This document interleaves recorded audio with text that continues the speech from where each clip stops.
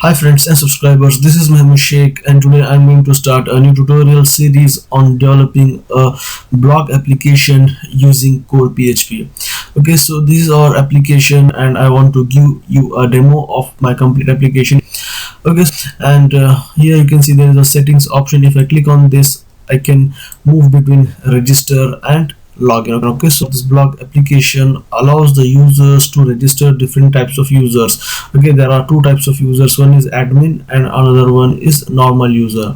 Admin can create a post, or admin can view, edit, delete. Okay, admin can do all the necessary functions in this blog application, whereas a normal user can only log in once he registered. Okay, and then he can view the post, and you can like and comment the post as well. I have tried to cover each and every functionality of any blog application. Okay, so starting from the registration, once the user gets registered, he can log in. Once the user is logged in as admin, then he or she can create the post. Okay, edit the post, delete the post, okay, and like the post as well, dislike the post, and then they can comment the post as well. Okay, if the normal user gets logged in after registering, then he can view the post, he can upload his profile as well. Okay, so we will just see all those options here in our application. Okay, so I already showed you two pages, which is register and login. Okay, so from here I can register. Okay, so I have set all the user validations as well. If I try to register any user without entering any information in any of these text boxes, so it will throw me an error. Okay, so like this. Okay, now let's go to login. Okay, I have already registered few users, both admin and normal user. Okay, so now I'm going to log in as an admin. Okay, now I'm going to log in as an admin. I have entered my email and password. Okay, I have set user validation for this as well. Okay, see, the moment when I click on login, I enter to admin dashboard, where you can see my name, my profile picture, my designation, okay, and all the posts that I have uploaded. Okay, so now you can see these are the different posts that I have already uploaded. Okay, for posting the post, the user need to, or the admin has to go to the settings and then click on add post. Okay, from here admin can enter the title of the post, description, category, and featured image. Okay, so now let's enter. Okay, let's enter one post. Okay, I'll just say Laravel. Okay, and then I'll just put some dummy text. Okay, I will choose the image. Okay, I'll just select this image and I'll just click on open, and now I will click on this add post. Okay, so now you can see the Laravel post gets uploaded and it start displaying on our dashboard. Okay, so now I have uploaded an image. Okay, that image is displaying on our dashboard, and the link of this image is saved inside my database, this is my database blog, and I have few tables for storing the entire information of my blog application, like comments for storing the comments, dislike and likes buttons are for storing the details of likes for any posts, and post is to store the post details. Okay, now I have added a post, so the image, the link of the image, and the entire information of the post gets stored inside this table. Okay, so this is the post that I have added just few seconds back, and this is the path of that image. Okay, so I will just copy this path and I will come here, let's put it here, and okay, so this image, I have, what I've done is I'm storing the path of the image in my table, and I'm storing that image inside assets. I have a folder featured images, inside which you can see all the images that I have uploaded so far. Okay, so I have uploaded 4 posts, and these are the images for those 4 posts. Okay, so this is the image, or the post image of the post that I have uploaded just few minutes back. Okay, so what I'm doing is I'm storing the path of that image inside my table, and I'm storing the image in my project directory, which is in the folder called featured images. Okay, so now I have added a post. Again, I can update the post as well. Okay, so if I want to, first off, if I want to view the post, then I just have to click on that view or that post. Okay, so that post gets open. If I want to like, after reading the post, I can click on like. then like will get incremented. If I want to dislike, then I just click on dislike, then the dislike will get incremented. Okay, and if I want to add comment like this post is great. Okay, so now if I click on comment, you will see the comments start displaying below this form. Okay, so and it's displaying the name of the person who is post who have commented on that post. Okay, and this comment is saved inside the comments table. See, these are the comments, and for these comments I have stored the name of the person who have commented and the IDs of those users and ID of the post to which user have given the comment. Okay, so this is how user can add the post, view the post, and like, dislike, and comment. Okay, if user want to edit the post, then you just have to click on edit link, then the information will get start appearing on the form, and I will just type 4.5. okay, so let's say 4.5. okay, if I want to change the category, okay, let's just for the sake of example put it in entertainment. Okay, and let's make it as updated.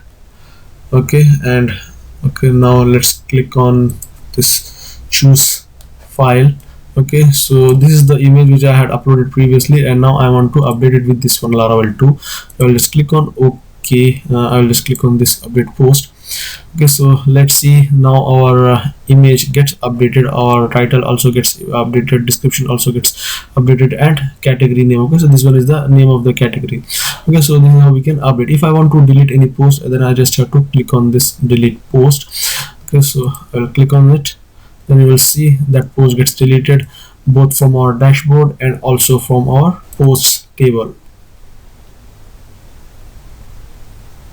Okay, so there we are left with only 3 records. Okay, so this is the entire application which we are going to build in this tutorial series. Okay, so here you can see these many options now. Okay, dashboard, add profile, add post, and logout.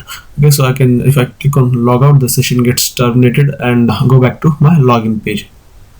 Okay, so whenever admin gets logged in, he will see all these options like add post, okay, and edit, delete post. Okay, so but when a normal user gets logged in, he will get some he will not get all these additional features of adding post and editing a post, deleting a post. Okay, so he will get only view, dashboard, and add profile, and then log out. Okay, so now let's log out from admin and let's try to log in as a normal user. Okay, now I'm trying to log in as a normal user. Okay, so this is the email ID and passwords that I have entered for the normal user. Okay, so if I click on login, then you can see the name of the normal user is like George Fernandez, and the designation and all the posts. Okay, so now I have logged in as a normal user, so you can see the normal user is able to see only view option. That means the normal user will be able to only see the post. Okay, he doesn't have the functionality to update the post, delete the post. Okay, so and let's go back. Okay, and this normal user can like the post, dislike the post. Okay, and as well as he can comment the post as well. Okay, so now this is the comment which have been made by the admin. So now since I have logged in as George, I will just so I'll just try to add some comment. Click on this comment.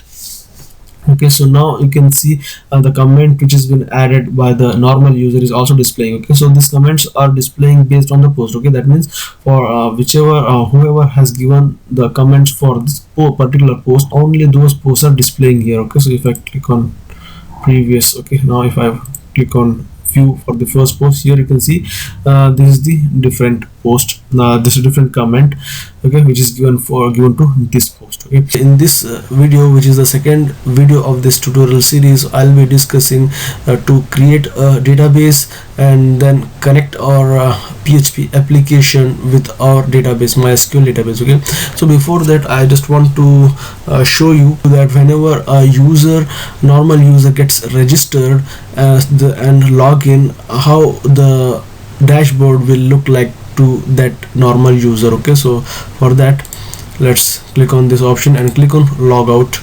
Okay, and I'm going to register one user, normal user. Okay, I will click on register. Okay, now I have entered the username, email and password. Okay, now let's click on register. Okay, so now you can see the moment when I click on register, the user gets registered, and now it's asking me to log in.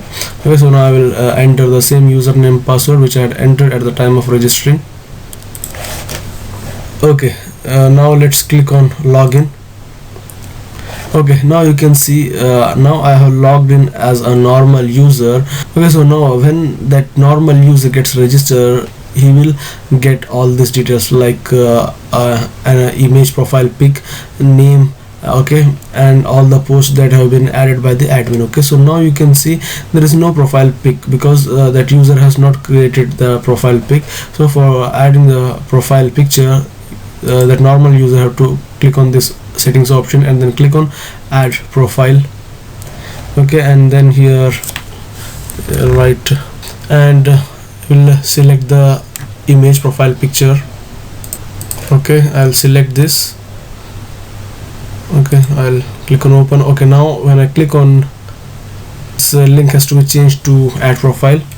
Okay, so when I click on this, you can see now the profile image gets saved inside our project directory, and the path of that image also gets stored inside the database, and from there I'm fetching the record and immediately showing the profile picture of the normal user on our dashboard. Okay, so now you can see PHP developer, the designation is also displaying and image is also displaying. Okay, this is how users can add their profile picture.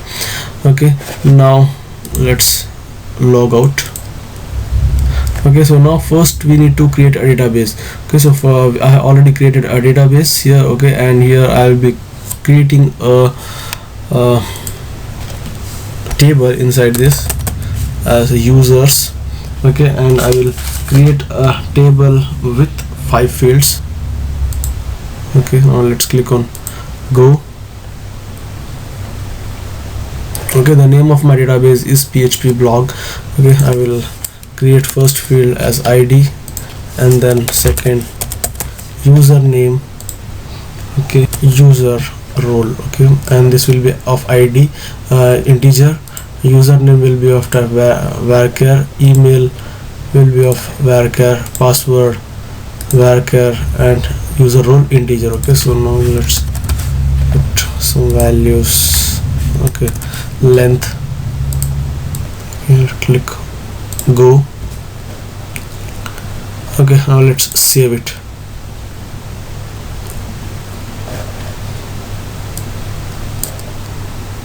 Okay, now you can see I have created a table inside my database PHP blog. Okay, with the name as users. Okay, so now we need to connect this database to our PHP application. So now let's go to our editor. Okay, so now we need to create a folder. Okay, so inside our XAMPP htdocs folder, we need to create a project with a name whatever you want. Okay, so I'm giving a name it as PHP blog, and this project name I'm going to import inside my editor. Okay, now let's click on file and then click on open folder. Okay, and then XAMPP and then htdocs. Okay, and then okay, so first you need to go to C drive. Inside C you need to go to XAMPP and then htdocs. Inside htdocs you can see I have created a folder with a name as PHP blog. This folder is empty now. Okay, so let's click on select folder. Okay, now we need to create this folder structure inside our PHP blog. Okay, so first create a folder, right click on this project directory and then click on new folder as assets. Okay, okay, and then here I want to inside this okay, so here first let's create one more folder as config. Okay, inside this config folder I'll be storing my database configuration setting file.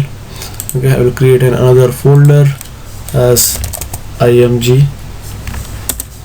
Okay, and then we'll create a new folder inc to place my header and footer files. Okay, so and now I need to create a file as index.php. okay, so for developing this application I'm using HTML and CSS framework called Bootstrap. Okay, so I have used this framework Bootstrap in many of my tutorials. Okay, so for downloading, for using Bootstrap you need to go to bootstrap.com, and there you will see some different types of templates. Okay, you can choose any template you want. Okay, so if you need to download bootstrap.css and jQuery.js and then bootstrap.js files. Okay, so for downloading bootstrap.css you need to come here and then you need to click on this little drop down. Okay, when you click on this you will get these many files. Okay, so when you click on this bootstrap.css you will get the complete code for your bootstrap.css. Copy this code and then put it in your editor and then save it as bootstrap.css. okay, and you need one more file. You need actually two files which are which you can see. First one is jQuery 3.1.0.min.js and then bootstrap.js. okay, so I will put the link in the description below. By using that link you can download these two files, okay, from the internet. Okay, so now okay, let's come here to our editor. Okay, so now let's save it. Okay, let's try to print some message like welcome message. Let's go to our browser and type 127.1/php blog, which is the name of our project. Okay, now it's reading our index.php file which contains the header as welcome. Okay, now we will try to connect our this project to our database which we have created just few minutes back. Okay, so for that we need to create a file inside our config folder. Okay, and the name of that file will be db.php. okay, inside this db.php file I'll be putting my database configuration settings. Okay, here you can see our database name is php blog. Okay, next. Okay, we need to create the connection. My SQLi to pass our details like server and then user and then password and finally db name. Okay, and then we need to check here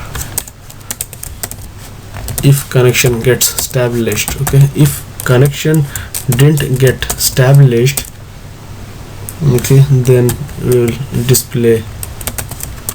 will run this statement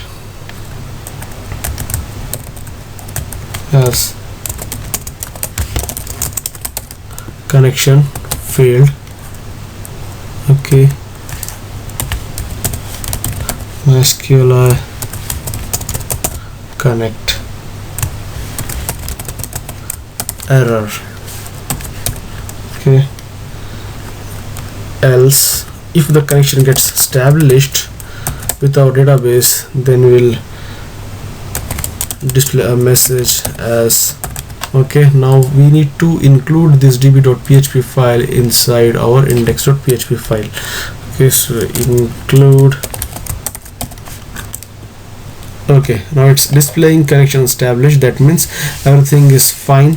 Our code which we have written inside this db.php is successfully establishing a connection with our database which we have created inside our phpMyAdmin. Okay, so our script has established a connection with our PHP blog database. Okay, so if I make any mistakes, okay, suppose instead of correct database name I have if I give the name as PHP blog 1, okay, so which is not available inside our database, so obviously it will display or it will return error. See, it's returning me an error. It's telling it's not able to recognize the name of the database which is PHP blog 1. Okay, so that means we have made a mistake here. So I will just refresh. Okay, now it's displaying connection established. Okay, so in this video we discuss or we learned how to establish a connection with our database. Okay. In today's video we'll be discussing on developing a registration feature for our application, okay, which is exactly similar to this. Okay, so we'll be creating exactly same looking form, a registration form where the user can register himself and the record gets saved inside the database. Okay, so for that first we need to go to bootstrap.com and then from there we need to select any of the theme. Okay, I'm selecting this Cosmo theme. Okay, here, okay, once you click on the preview you will be get redirected to this page. Okay, here you can see I have a navigation menu, so I will just click on this link. Okay, and then I will just copy this entire piece of code. I will just copy, I'll press Ctrl C, and then I will come to my index file. Okay, and then I'll create a HTML form. Okay, PHP blog application. Okay, and then here inside body I will just paste it out. Okay, save it.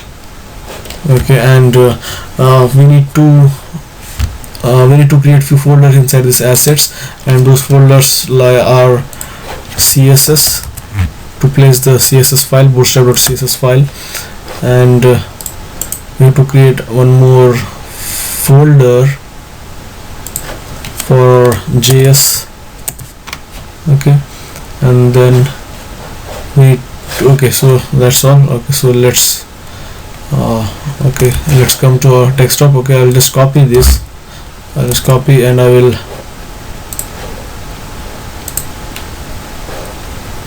go to my C drive, XAMPP ht docs. Okay, inside this our project is PHP blog, and inside that assets folder and in CSS I will just paste it.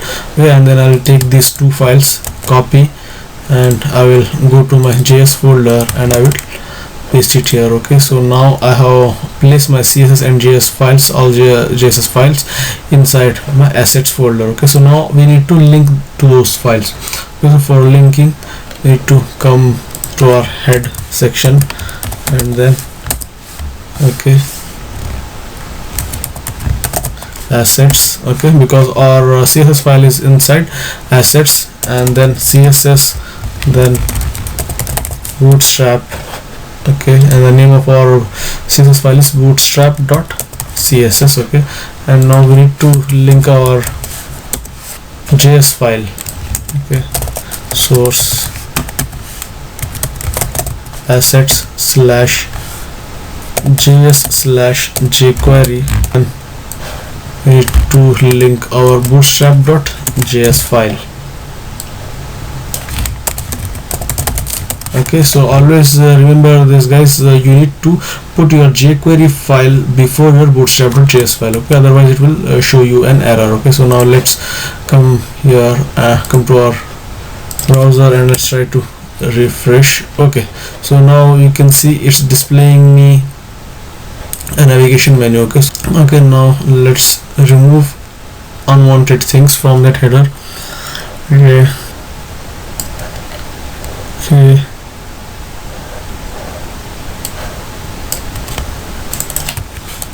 PHP blog application. Okay, so now let's refresh.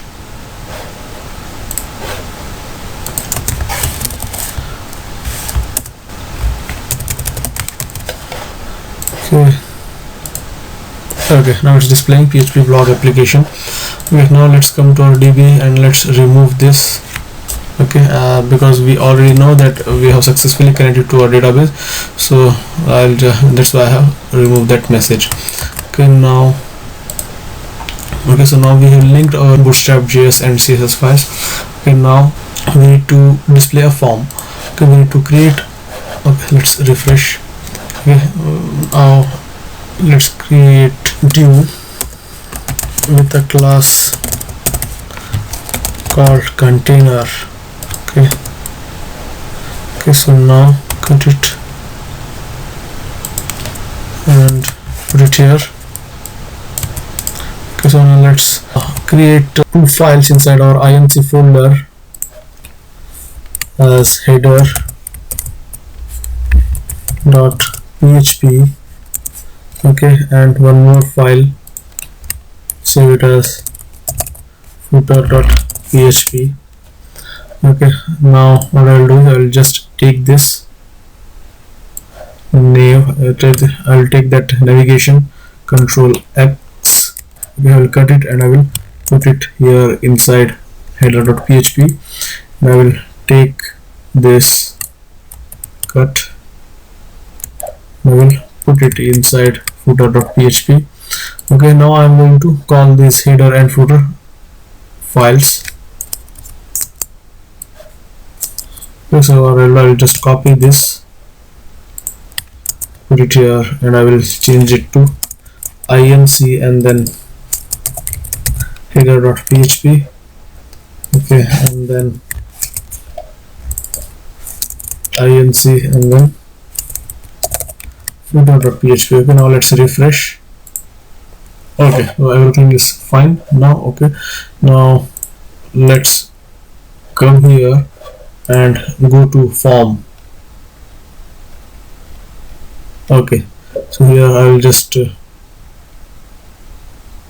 select this. Okay, and I will just copy this entire form. Okay, just copy. Okay, and now paste it here.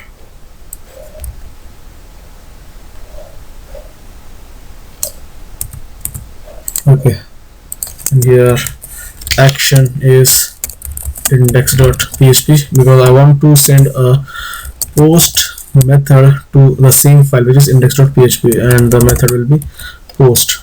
Okay, and here it will be register user. Okay, now let's refresh first. Okay, now it's displaying me all different types of form elements. So I will come back here. I will remove all those form elements which I don't want for this registration form. Okay, I don't want these things as well. I don't. Okay, so okay, I want username, email, and password. Okay, I don't want this as well.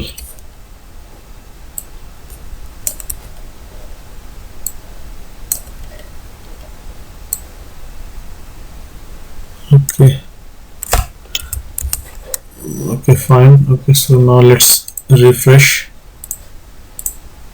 Okay, now let's come here and below this let's create a div with the class of row. Okay, and then I will create one more div with a class of 6 columns, column and d6 column wide. Okay,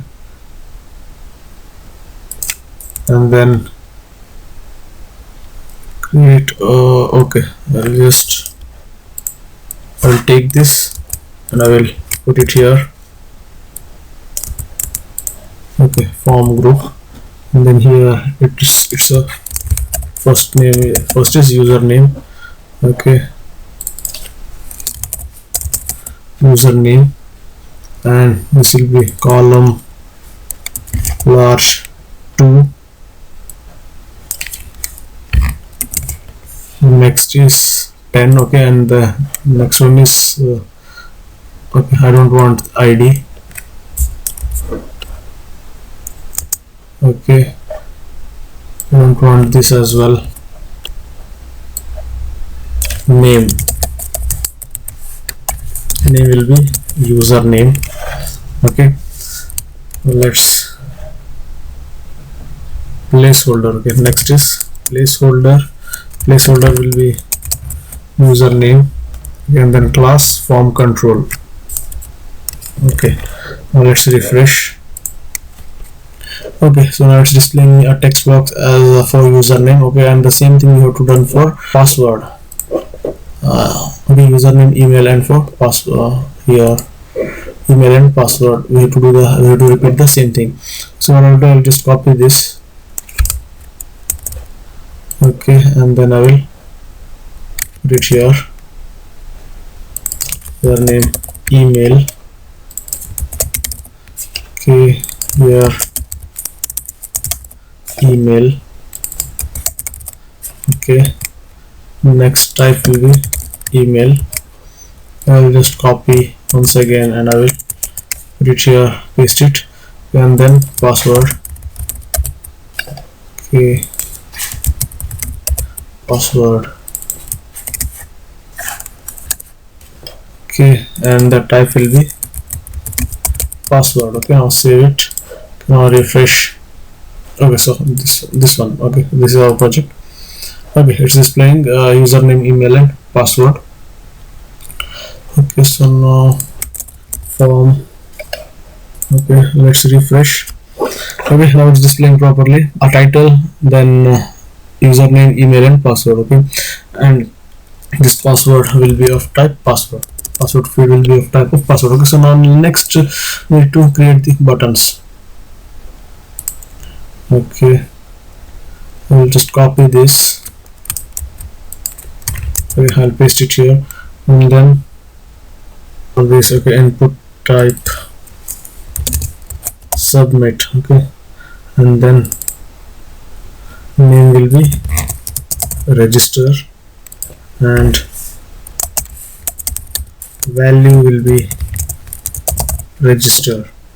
Okay, class form control, and class will be btn primary. Okay, I don't want this, and I want this.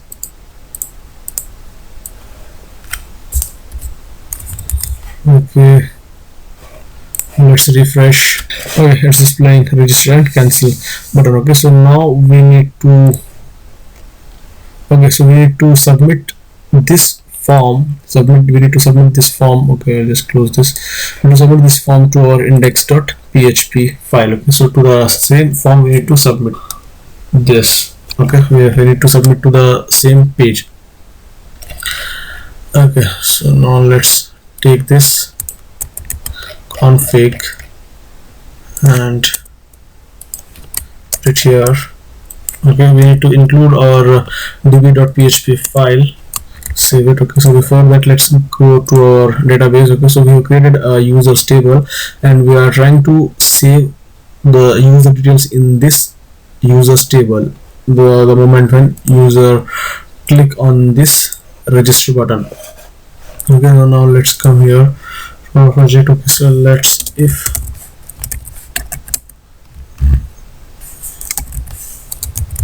is set $_post. Okay, and we need to give a same name what we have given to our button as a name. Okay, so we need to put the same name which we have given it to our submit button. We have to use it here in our $_post. Okay, so now, okay, so and one more thing, we need to put the same name, username, email, and then password, whatever fields you have given for your table. Okay, Okay, so you can see this username, email, password, all these fields are exactly same. Okay, whatever I have written here. So you should keep this point in your mind, that your main fields for your form elements like username, email, and password, these fields should exactly same with your fields in your table. So now let's come here. Okay, echo. Let's try to print, refresh. Okay, let's click on this. Okay, it's displaying register. Okay, that means we are submitting a post request to the same file, which is index.php. Let's try to take the user form details like username, email, and password underscore post. Whatever values or the data for any user, for any type of user, we're going to enter inside this text boxes, that data will get collected and stored inside these variables. Okay, and then I'll check for the emptiness. Okay, if user name is not equals to empty and email is not equals to empty and password is not equals to empty. Okay, that means if user has entered all the information inside all these text boxes, then we'll be taking the data and store that data inside our table. Okay, otherwise we will display them an error message.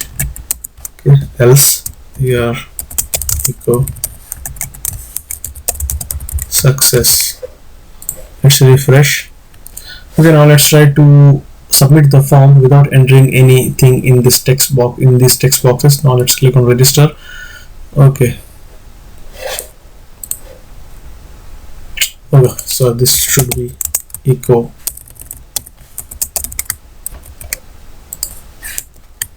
Okay, now let's refresh. Okay, let's go back and refresh.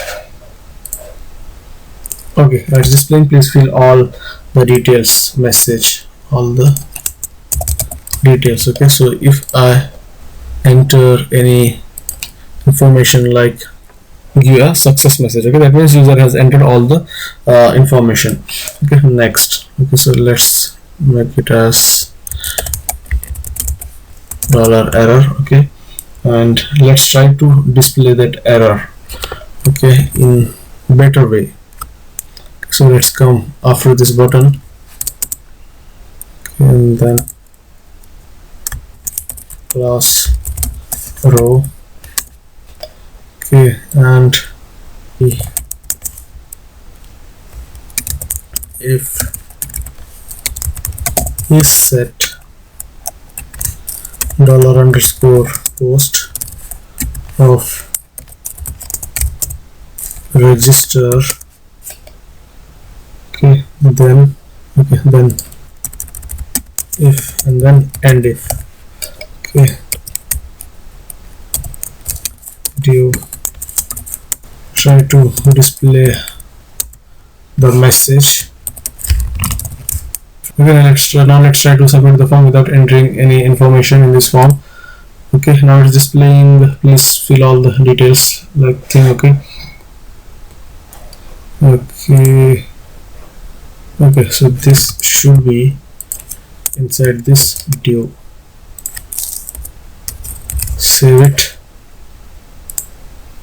Okay, now it's displaying please fill all the details. Okay, so now let's remove this row. Okay, and then let's copy this. Okay, and it should be 6. Okay, now let's refresh.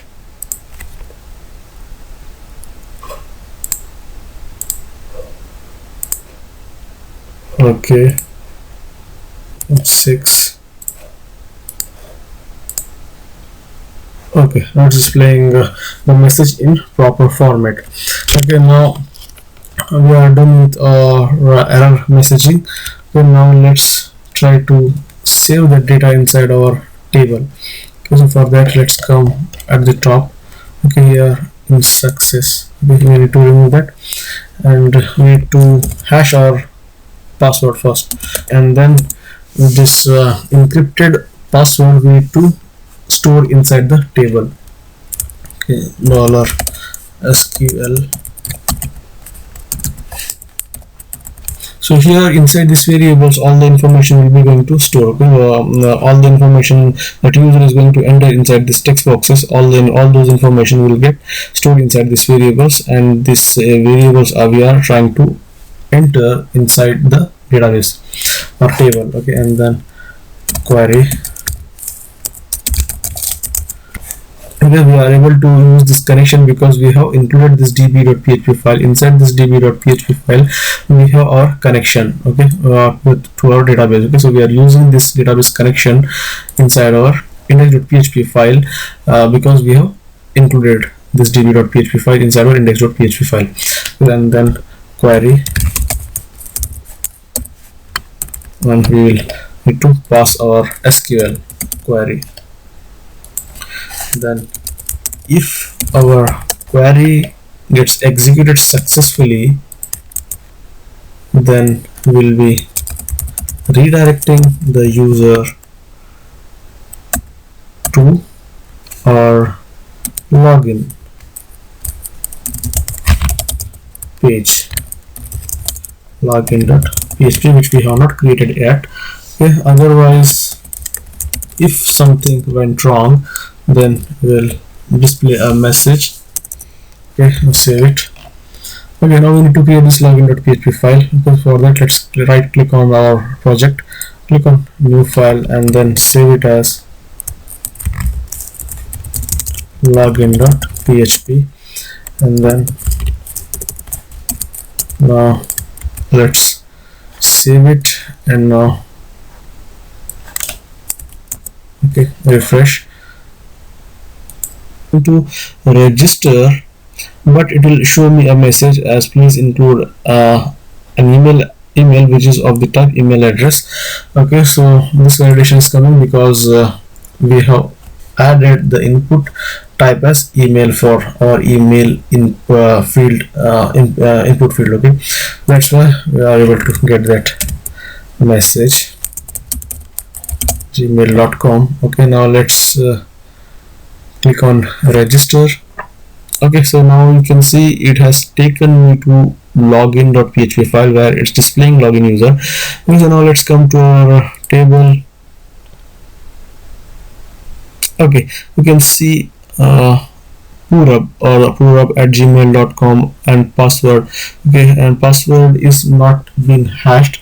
Okay, now let's see what is the reason for that. Okay, sha1. okay, it's fine. Okay, but okay, yeah, the reason is I have not used this encoded password inside my query. Okay, so let's just paste. Okay, let's come here SQL, and let's try to truncate our table first.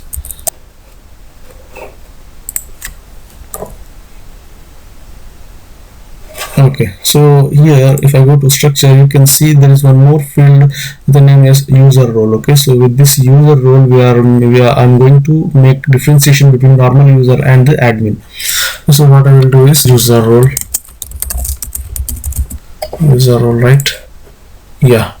Okay, and for this I'm going to manually put a value as 1. Okay, to put a value of 1. So now let's come here. Okay, and now I'm going to enter the details of the user which I'm going to register. Okay, now let's register. I have entered the details of the user, and now let's register. Okay, it's taken me to login page, and now let's refresh our table. Okay, now you can see our password is been encrypted.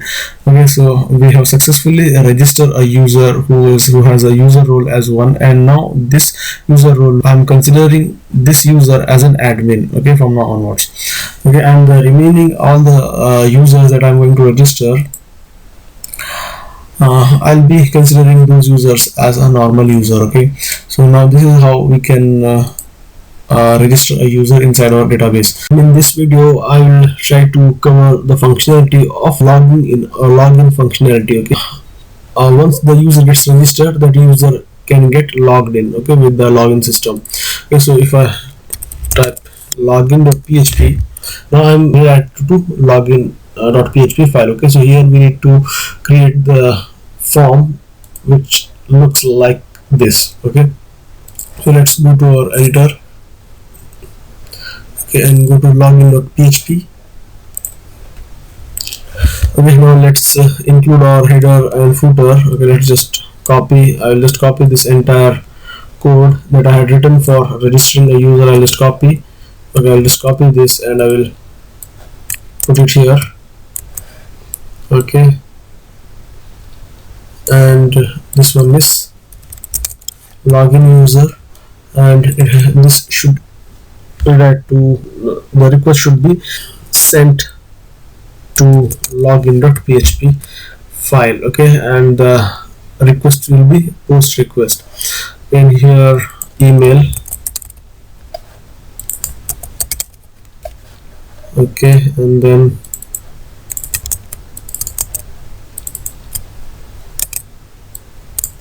okay, and then next is password.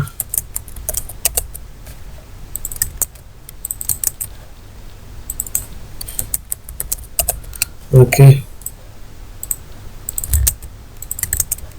okay, and then I don't want this. Okay, and this should be login. Here we are creating or building a login functionality, so the name should be login and the value login. Okay, tap submit and then reset. Okay, this one is reset. Save it. Okay, here should be login. Okay, I just want to request you guys to watch this complete tutorial series from the beginning, so that you can understand each and every concept. Okay, so in this video what I have done is I have just copied the markups which I had done in my last video, where I have done the functionality of registering a user. From there I copied this entire thing so that I can save the time of creating the same exactly same looking form or a somewhat similar form again and again. Okay, so here I have just change it to email and password. Okay, so now okay, let's save it and refresh. Okay, now I have got a login page, login user, email, password, and login and cancel button. Okay, so let's see. Okay, email. Okay, placeholder should be email. Okay, so now whenever user enters the email and password, and whenever the user click on login, a post request should get sent to this login.php file, where I will be writing the code for getting the details of the entered user from the database. If that user's details, or if that user is already registered, that means their user's credentials will be present inside the database. At that time it will send the user to some other page like dashboard kind of thing. Okay, or in other case, if the user that is trying to log into the system, if the credentials of that user is not present, that means that user is not registered already, then in that case it will display an error. Okay, now let's build that. Okay, so we first need to link our database configuration file. Okay, and then if this set $_post, okay, then login. Okay, so here whatever name we have given to our submit form, submit button, which is login, the same name we have to use here. Okay, if your post request is set, then I will take the email, then I will check for the emptiness. Okay, okay, that means if user tries to click on login without entering any information in both of these text boxes, at that time I will display the user some error. Okay, for that, okay, so else,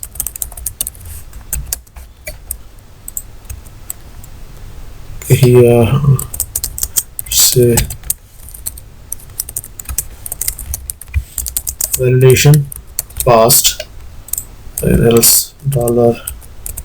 Okay, so now here, since I had created this error message in my last video itself, okay, so from that video I had copied this entire code, so now I don't have to do the same thing again and again for displaying the error message. Okay, so now let's refresh the page. Okay, now let's click on login.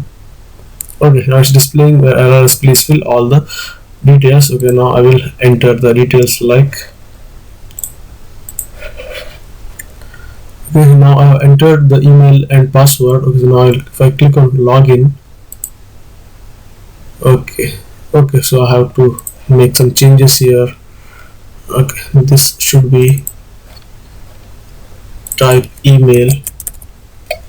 Okay, and here password. Okay, okay, fine. Now let's refresh. Okay, okay, now let's try to click on this login. Okay, now I have clicked on login and it's returning messages validation passed. Okay, so now we are done with this. Okay, okay, now, okay, let's remove this. Okay, here one thing we need to see here, in our database we have stored the password of the user in encrypted form. Okay, so we had taken the password and we have encrypted, and we stored that encrypted password in our database. Okay, so now while logging, the user will be entering the password in normal way. Okay, so but the password stored in the database will be in the encrypted form. So what we need to do is we need to encrypt the password which the user is entering password. Okay, okay, so now this is the password, this is the variable in which the password that user is going to enter inside this text box is going to store. Okay, so in to this password I need to encrypt SHA1 using SHA1. I need to encrypt it. Okay, so that I can match to this encrypted password to get the details of the registered user. Okay, so let's $SQL.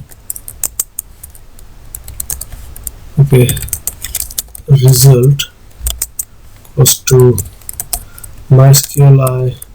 Okay, to this I will pass our connection. Okay, and our SQL query. Okay, or try error. Okay, so now this connection is, since we have included this db.php file which is present inside our config, and inside this db.php we have returned the entire configuration details of our database. Okay, if MySQL okay, here I'm checking after executing this query or table, if our result set contains any data, if the number of rows that is returned from the table is greater than 0, then okay, and then okay, to this I will pass this result. Okay, and then I will get ID Okay, I will get entire information of that user. Then username, if the data that is returned from the table contains any rows, then I'll get all the information of all these fields from the table and I'll store inside these variables. Okay, and now save it. Okay, otherwise if our table doesn't contain any data, okay, so we'll use error. Let's try it. Okay, let's make a variable as data. So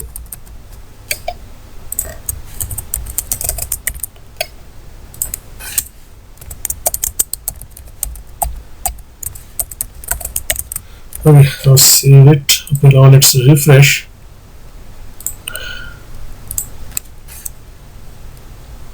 Okay, let's type Ajay, type password. Okay, now I'm trying to log in.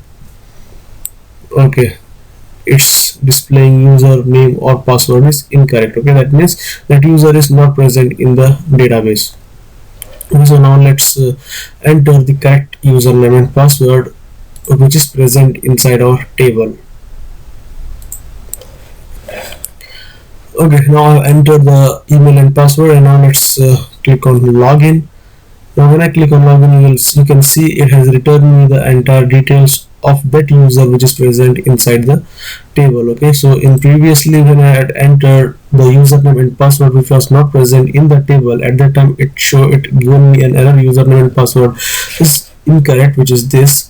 Okay, and now it has returned me this data which is present inside the table of that user.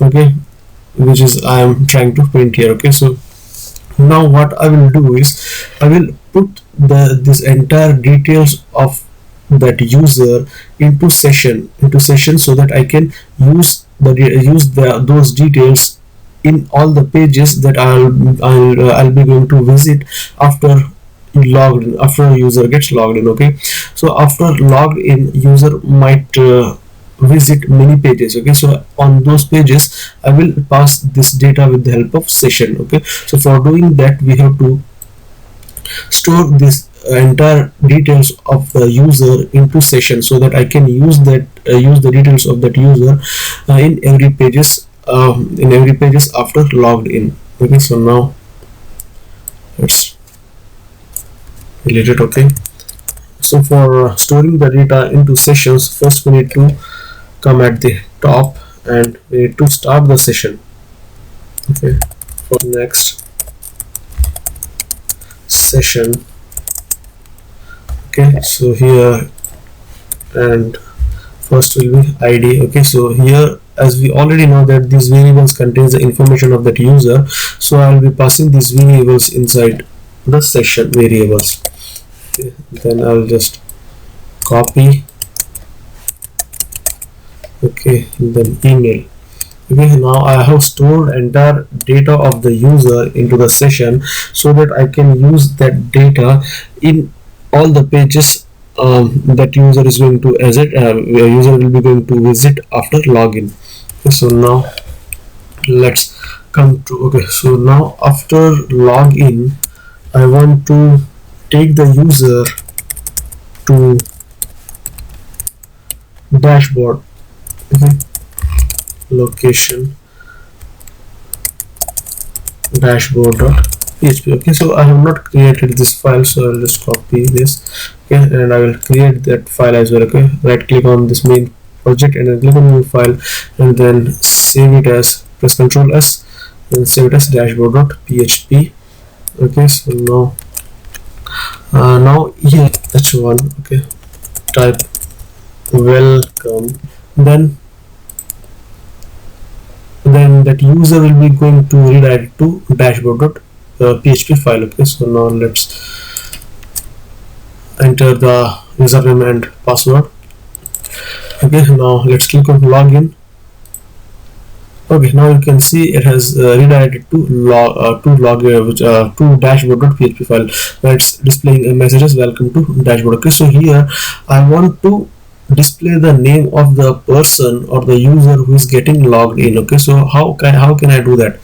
So we can do that using sessions. Okay, because we have stored the details of that user who is going to log in inside the session, so that I can use those session variables in dashboard to display the name of that user. Okay, so for doing that I have to come to my dashboard, then we need to start a session here in this file as well. Okay, now I want to display the name or username. Okay, so now, okay, let's save it and refresh. Okay, now it's displaying welcome Mahmood. Okay, so this is the username which is stored inside the users table, and this is the person who is logged in right now. Okay, so now I'm able to fetch the name of the person who is getting logged in with the help of this session. Okay, so I'm able to see the name of the username because I have stored the details. I have stored the entire details of that user who is getting logged in inside the sessions here. Okay, so that's why I'm able to get the username of that user. Okay, if I want to display the email of the user who is logged in, I can display the email as well because I have set email also inside the session. Okay, so now it will display me email. Okay, so yes, so now, okay, let's come here.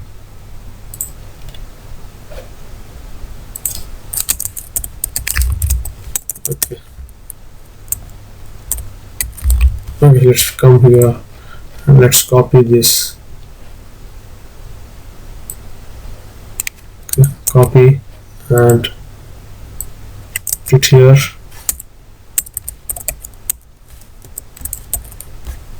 Let's just copy it here and change it to footer. Okay, and let's cut it here. Okay, PHP. Okay, so now let's refresh our page. Okay, so now it's displaying welcome Mahmood at gmail.com because here I have set email. Okay, so now username. Okay, now let's,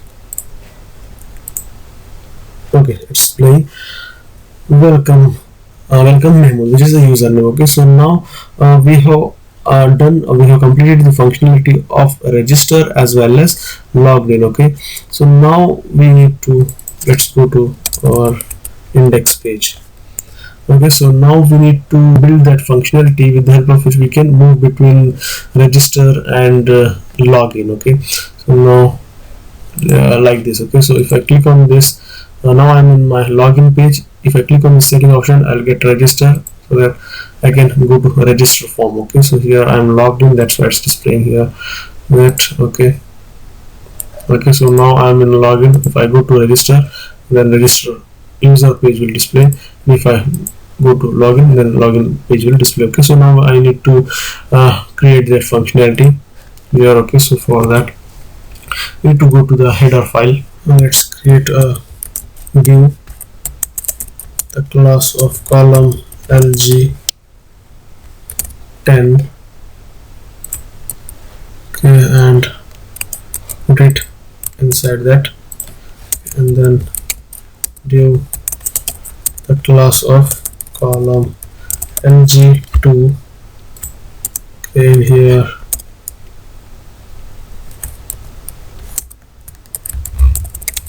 settings. Okay, so now let's refresh.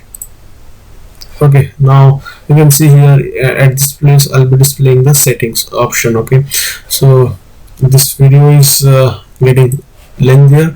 Okay, so what I will do is I will just I'll just try to cover that part in my next video. Okay, in this video I will try to cover this setting option. Okay, the way whatever you saw here, whenever you click on this drop down, I'm getting this register because right now I'm on my login. Okay, so if I'll be in my register page, then at that time I'll be getting login if I click on this drop down. Okay, so I can now I'm going to develop the functionality with the help of which I can move between login and register pages. Okay, so now and after that I will try to make our pages secure, so that okay, now if I right now I'm not logged in and I'm on my login page. Okay, so if I try to access to dashboard from the URL, then I'll be easily redirected to home page. Okay, or my dashboard. Okay, so but it should not be done. Okay, and now I'm in my dashboard. If the user gets logged in, and now if I try to type login, then I should not redirect to login page, but now it's not working like that. Okay, so we need to avoid that. We need to make our URL secure. Okay, so now let's okay, here you can see there is a text called settings, and this place I want to display button like this. Okay, so that when I click on that, I can get register and login depending on the pages. Okay, so now let's come to our editor, and here this is my header.php file. Again, here inside this column, two column, I need to create a div with a class of btn group. Okay, and then need to create an e tag. Okay, and then class btn primary. Okay, and that should be settings. Okay, and then I need to create another link. Okay, drop down toggle. Okay, so now this button indicates this button. Okay, so settings, whatever label you can see on the button, that section I have created as a link here. Okay, this one. Okay, and this one is for this drop down. Okay,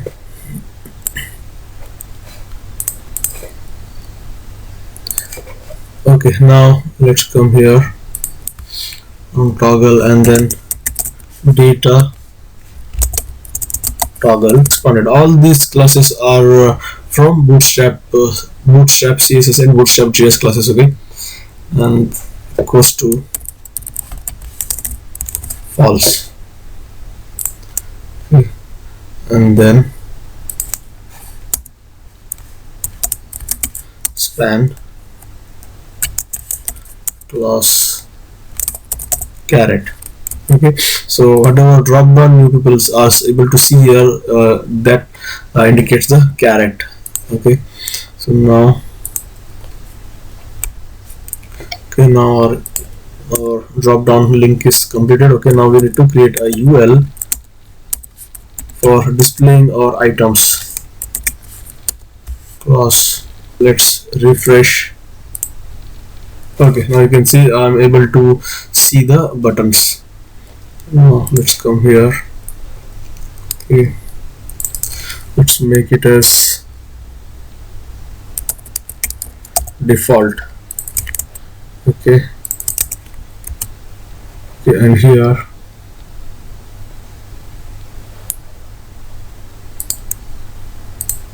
I need to put some margin at the top of 8 pixel. Okay,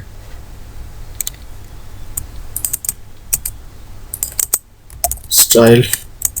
Okay, some inline styling.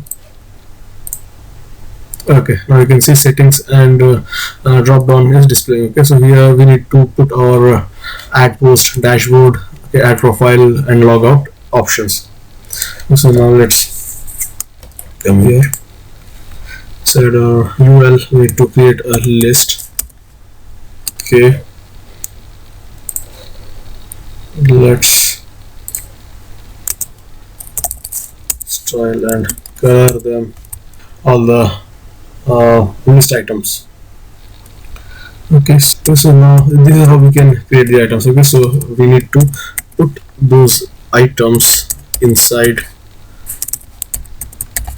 our e tag. okay, a, and then href, okay, and then okay, so here href should be dashboard.php. So let's just copy this,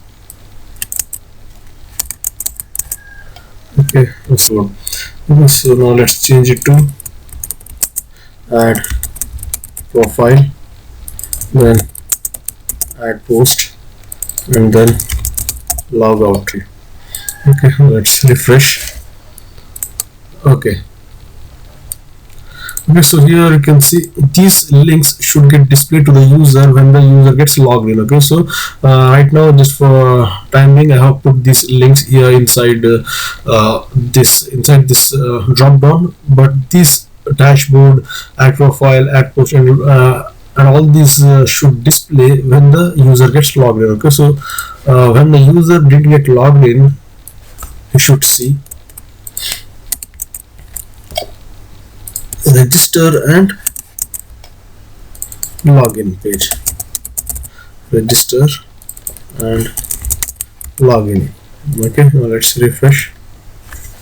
Okay, see, register and login links are displaying. Okay, now let's come here. Okay, so here at the top, PHP. Okay, we need to also, okay, so based on the URL, okay, based on this URL, see, whenever the URL is project name / login.php, I should be displaying login page. Okay, whenever the URL is index.php, at that time I will get register user page. Okay, so based on the URL, I need to change the view. Okay, so for that I need to get the access to this URL.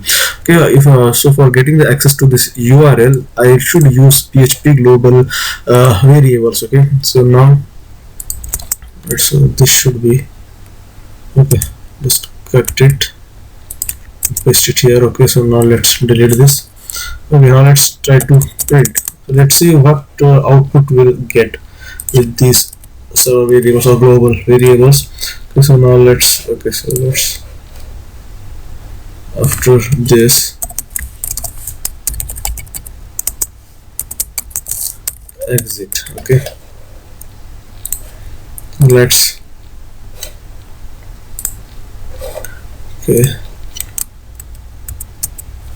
save it,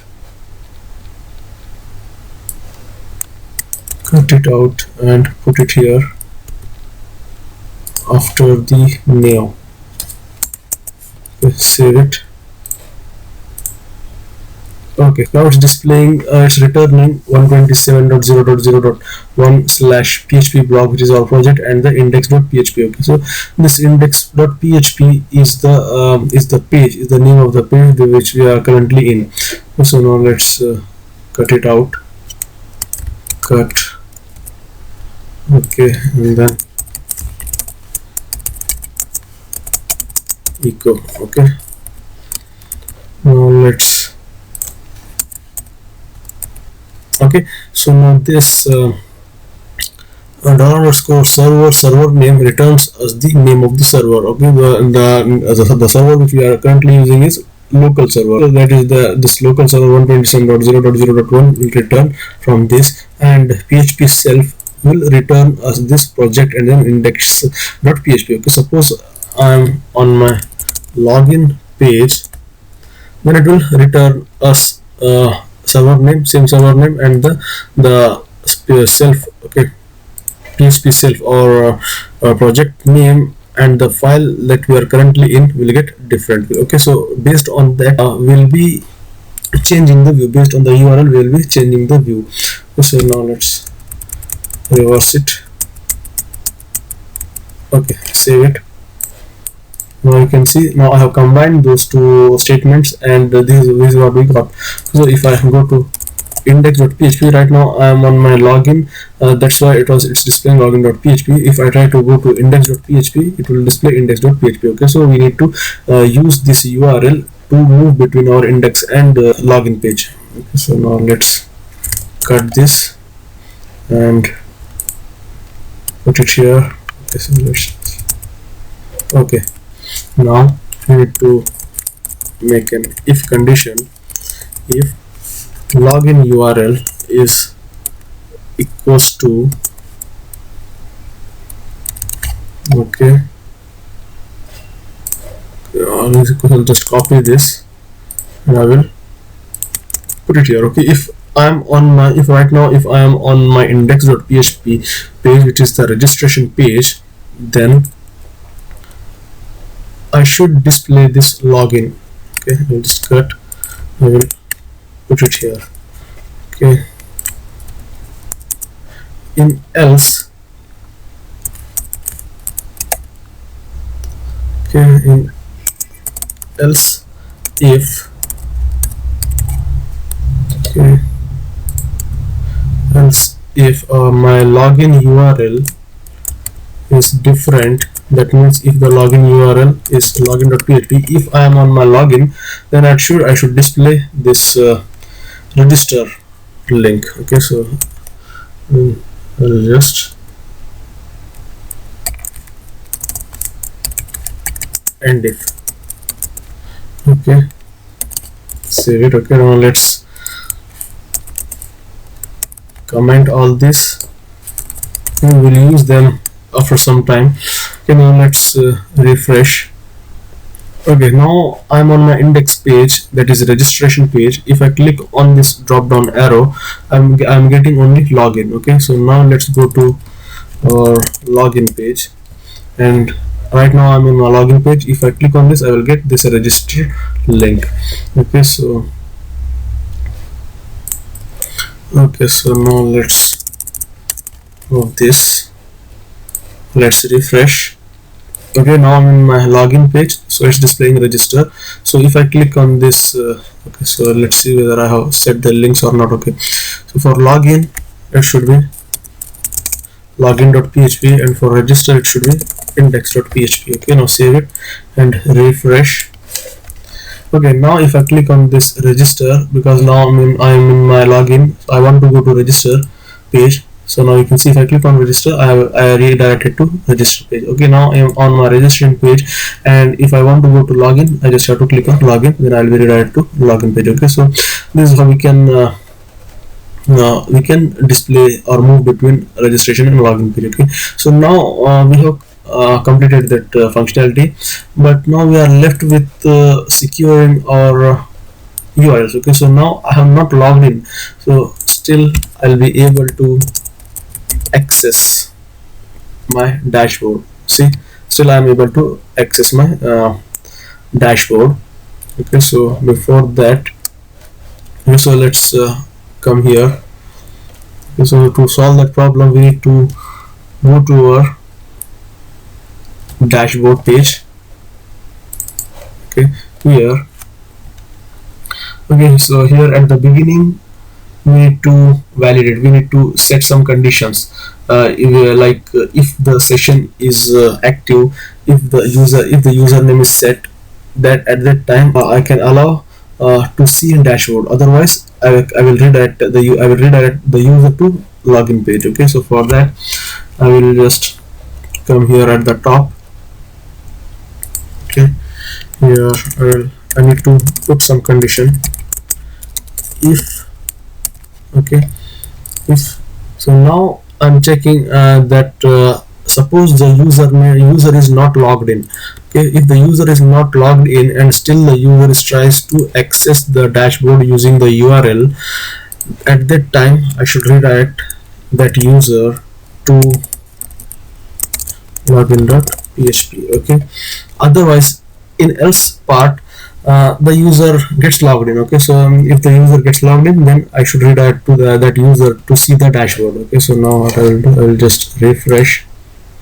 Okay, now let's try to access dashboard. Okay, so still it's allowing the users to access the dashboard. Okay, so now, okay, so it's behaving like this. Maybe the session is active, so now we need to close the session. Okay, so first let's create a file with a name called as logout. Okay,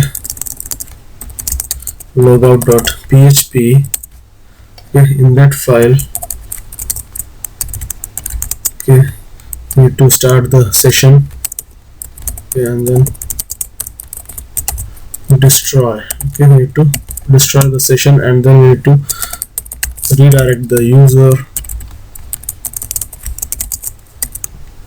to login.php. Okay, so now, okay, so let's log out the session first. Logout.php. Okay, now let's try to access the dashboard. Okay, now I'm not logged in, so now let's see what will happen. Okay, see, still now I'm trying to access the dashboard, but it's not allowing me to do so because I'm not logged in, because the session is not active, because the username which is stored inside the session is not active. That's why it's not allowing me to enter into the dashboard view. Okay, so now okay, now let's try to log in. Okay, just copy this and I will just log in. And okay, so now you can see it has allowed me to log in because I have used my username and password to log in. Okay, so now from here, if now I'm logged in, so if I tries to go back to login from the URL, it should not allow me to go back to login. Instead of that, it should redirect me to the dashboard only, but it will not do that. If I enter, it will take me to the login page. Okay, so because we need to set the same kind of validations in our login page as well. Okay, so we need to check based on the session active or not, we can redirect to some appropriate place. Okay, so we should go to login.php here. Okay, we need to put the same condition what we had written for our dashboard. I'll just copy this and I will put it here. Okay, here we need to check if the session is active. Okay, if the username that means if the user has logged in, if the session is active, then we will redirect the user to dashboard. Okay, so I will not allow the user to go back to the login if the session is active. Okay, so otherwise, if the session is not active, that means if the user is not logged in, then I'll redirect that user to login page. So now let's refresh. See, now it has redirected me to dashboard.php because the session is active right now. Okay, so now if I try, since the session is active, that means the user is logged in. Now from here, if I try to go back to login using URL, it will not allow me to do that because I have set the condition here inside my login.php, because I am the session is set, the user is logged in. That's why it will not redirect the user to login page. Instead of that, it will keep the user in dashboard only. Okay, so now I need to display logout page based on the logged in and logged out. Okay, so right now the user is logged in, so I should display logout here. Okay, so how I can do that? I can do that with the help of session, using session. Okay, so now let's come here. Okay, so based on the session, now so if the session is set, if the user is logged in, then I should display logout here. Otherwise that means the session is not active, and then at the time I should display login or register based on the view I am currently in. So now let's go to header. Okay, now let's make some changes here. Okay, so now we don't want this statement to be print here to write here. Okay, so now instead of that, okay, so if the user is on the registration page, then at that time I should display them login. Else, if the user is not in registration, that means the user is logged in.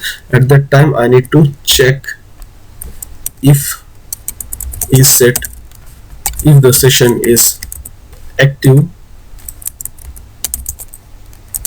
Okay, if the username is active, then I should display dashboard. dashboard. Okay,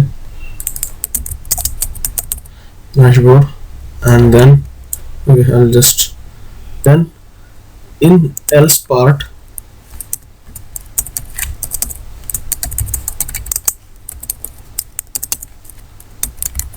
in else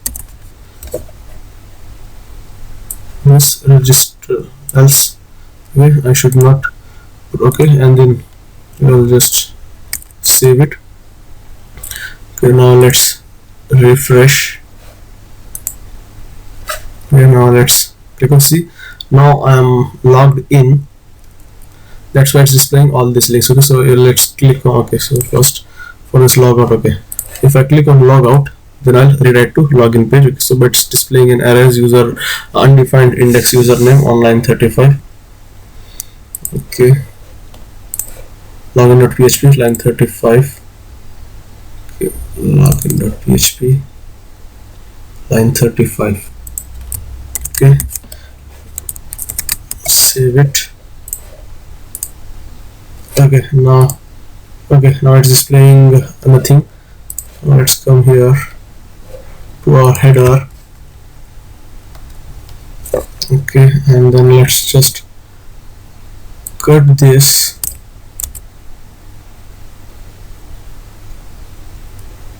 and okay, let's first indent it properly. Okay, so this if starts here and then it's ended here.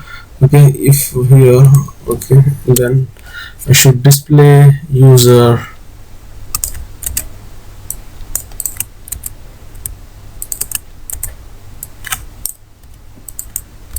okay, register, and here it should be index. Okay, so now if the session is set, that means if the user is logged in, then I will be displaying these menu items, and if the user is not set, if the user is not set, that means if the session is not set, then I will be displaying this register. Okay, so now let's refresh. Okay, so now it's displaying registered because I'm on my login page. If I click on login, then it will take me to the register, and at this time it will display login. Okay, so if I click on login, it will take me to the login page. Okay, so now if I copy, if I tries to log in, okay, then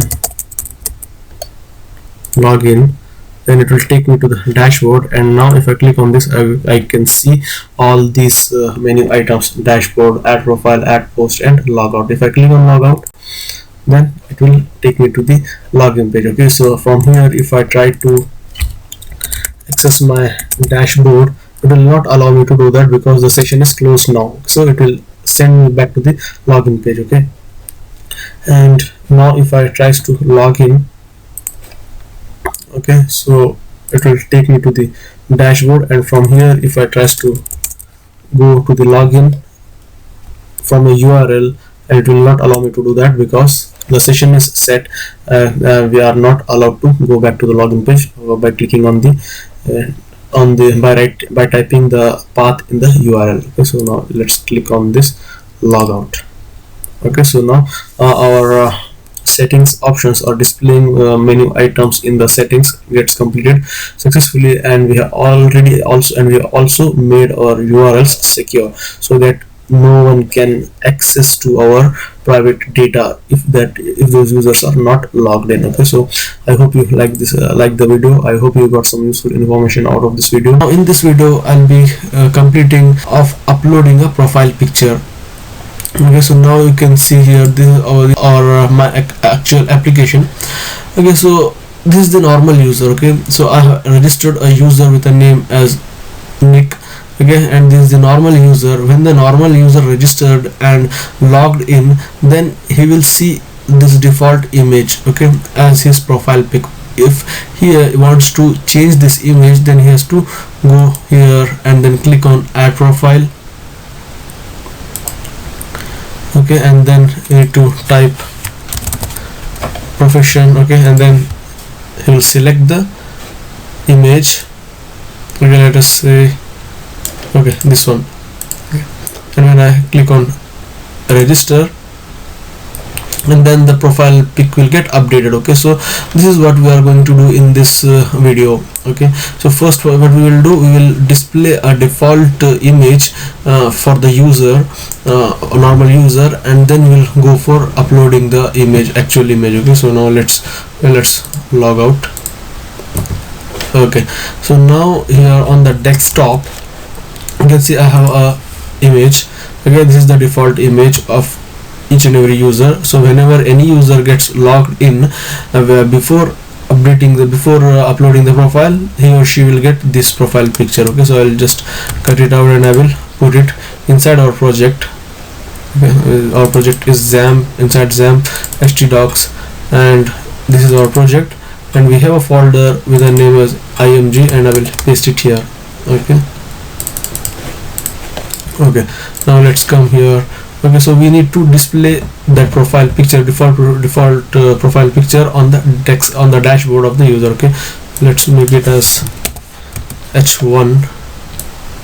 Okay, let's save it. Okay, so now here let us come to our application which we are working, PHP blog. Okay, so this is our current application on which we are working. Okay, so now let's register. Okay, so let's register one user. Now let's click on register. See, the user is registered now, and immediately it has taken me to the login form, and now I will log in as a normal user. Okay, so now if I go to my users table, previously I had only one record here, so now I will get 2 records. Okay, so I will make it as 0 because I want to set one as a user role for admin. Okay, so let's just change that as well. Let's go to index. Okay, here. Okay, let's change it to 0. Okay, so now we have 2 records, and one of the record is for admin, which is represents by user role ID 1, user role 1, and after this, how much ever users we will be going to add, those users will be normal users, and those users will be having the user role of 0. Okay, based on this role ID, we will be identifying, we will be making differentiation between normal user and admin. Okay, so now let's register, let's log in as a normal user. Okay, now let's log in. Okay, so here it's displaying welcome Michael Brown. Okay, so now we need to display a default profile picture which we have moved inside this img folder. Okay, this image we need to display. So for displaying, we need to go to dashboard, and inside here we need to create a div with a class of row. Okay, and then img image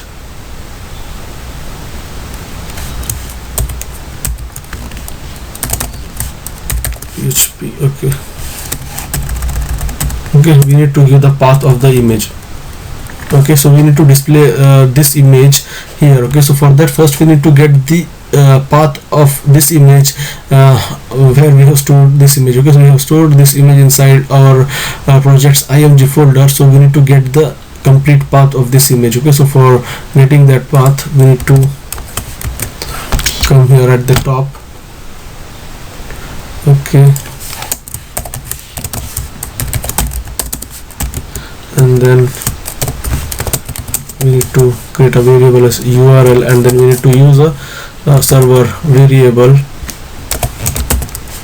Okay, now it's displaying our project name and the file name. Okay, but we need only this one. Okay, so our project name. Okay, so because we need to come from our project, this is our project name, and we need to come inside this folder structure, and we need to come here till img. Okay, so what we will do, this PHP itself is returning us the path till this file name, so we'll explode this complete URL, and we will get only this much. Okay,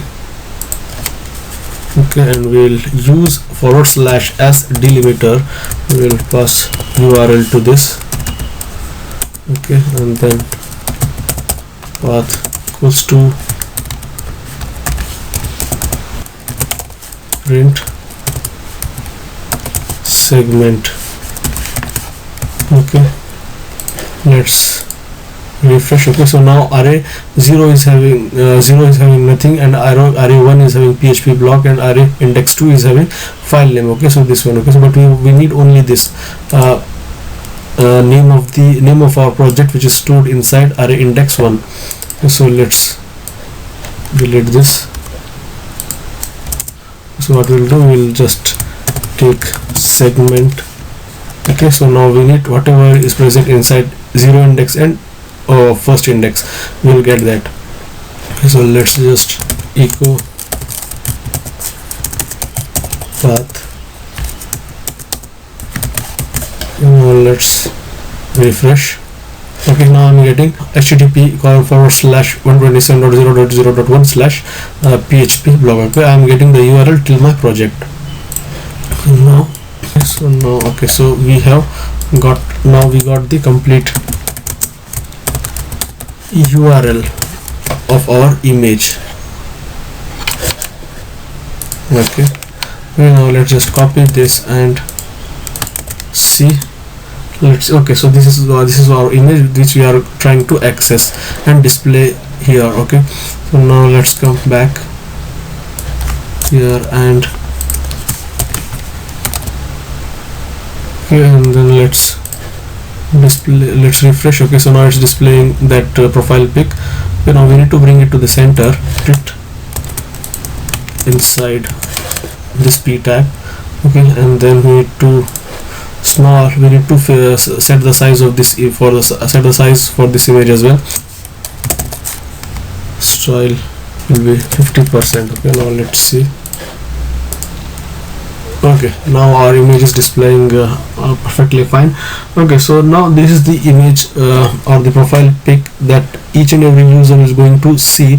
This can be considered as a default profile pic, which each and every user will be going to see once they logged in. Okay, so this profile pic will get replaced with the uploaded profile pic once the user uploaded a new profile picture. Okay, so now let's go back to our editor and let's create a file with name as profile. Okay, save it,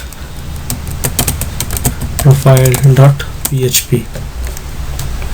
okay, now for this profile, I will just go to my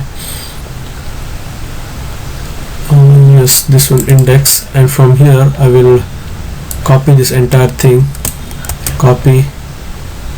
Okay, not index. Let's go to login, and from here I will copy this entire code and I will put it here. Okay, so now let's save it. Okay, now first one is profession. Okay, we need to change the action as well. Action will be profile.php, and here profession. Okay, same thing. Okay, I'll just copy, paste it here, type text, copy it here. Okay, and here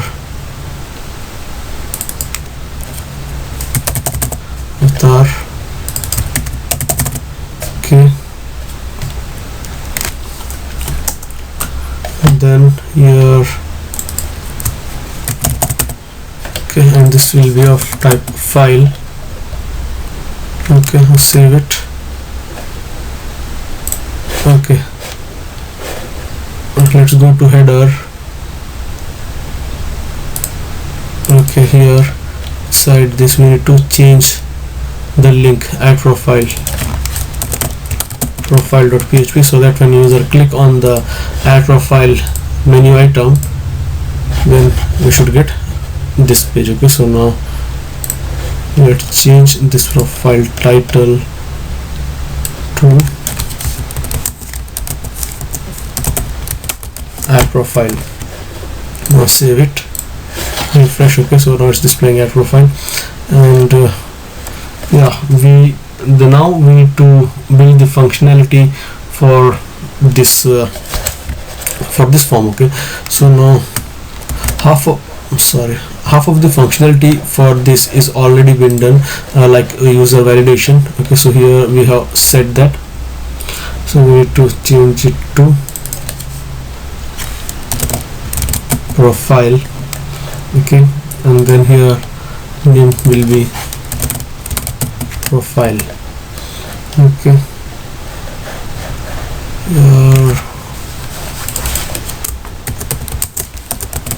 add profile, title should be add profile. Okay, that's fine. Okay, so now here a user will be entering his or her profession, and then he or she will be selecting the his profile picture. Then they will upload that picture, and that uploaded picture will get saved inside our assets folder. In here we will create one more folder with the name as uploads. Okay, inside this uploads folder we will be storing the user's profile picture. Okay, and we want one more folder with a name as featured images, in which we will be storing okay, so delete this. Okay, here inside assets, okay, new folder as featured images. Okay, inside this featured images folder we will be storing the featured images for all our posts, for each and every post. Okay, so here inside this uploads we will be storing the profile pictures of all our users. Okay, so now okay, now I am on my profile pic, and when I click on this button I am getting registered, but still I am logged in but it's displaying register. Okay, that's because for this profile.php file I have not started this session. Okay, session start.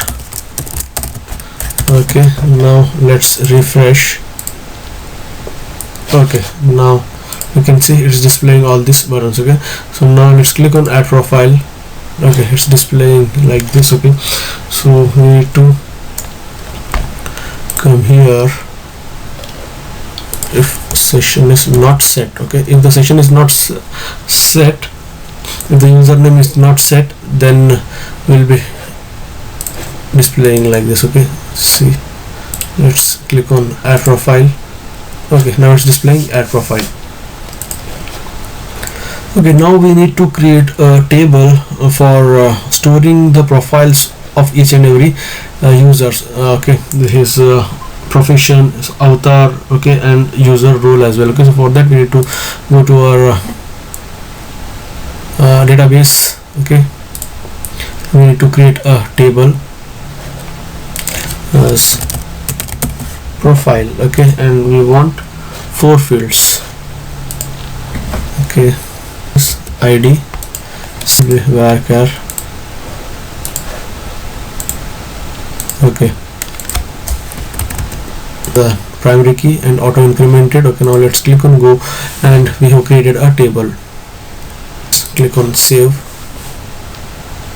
Our table is created. Now let's come back to our editor. Now let's come at the top and include our database configuration file. If is set $_ files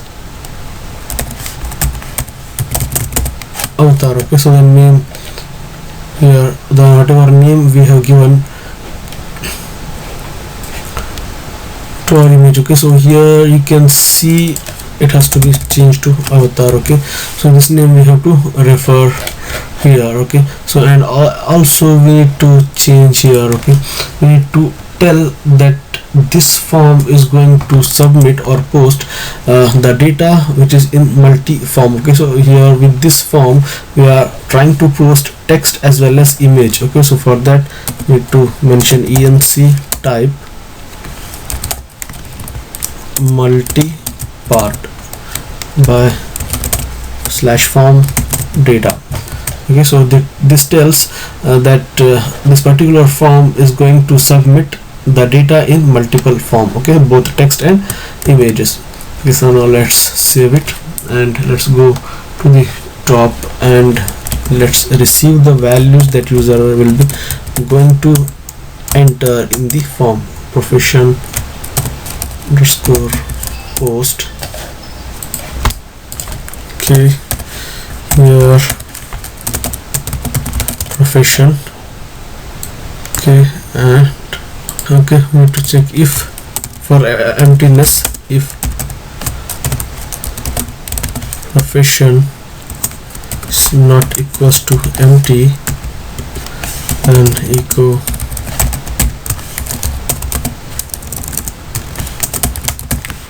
validation passed details. Okay, now save it. Okay, now let's try to submit this empty form. Let's see what it will display. Okay, now it's displaying please fill all the details.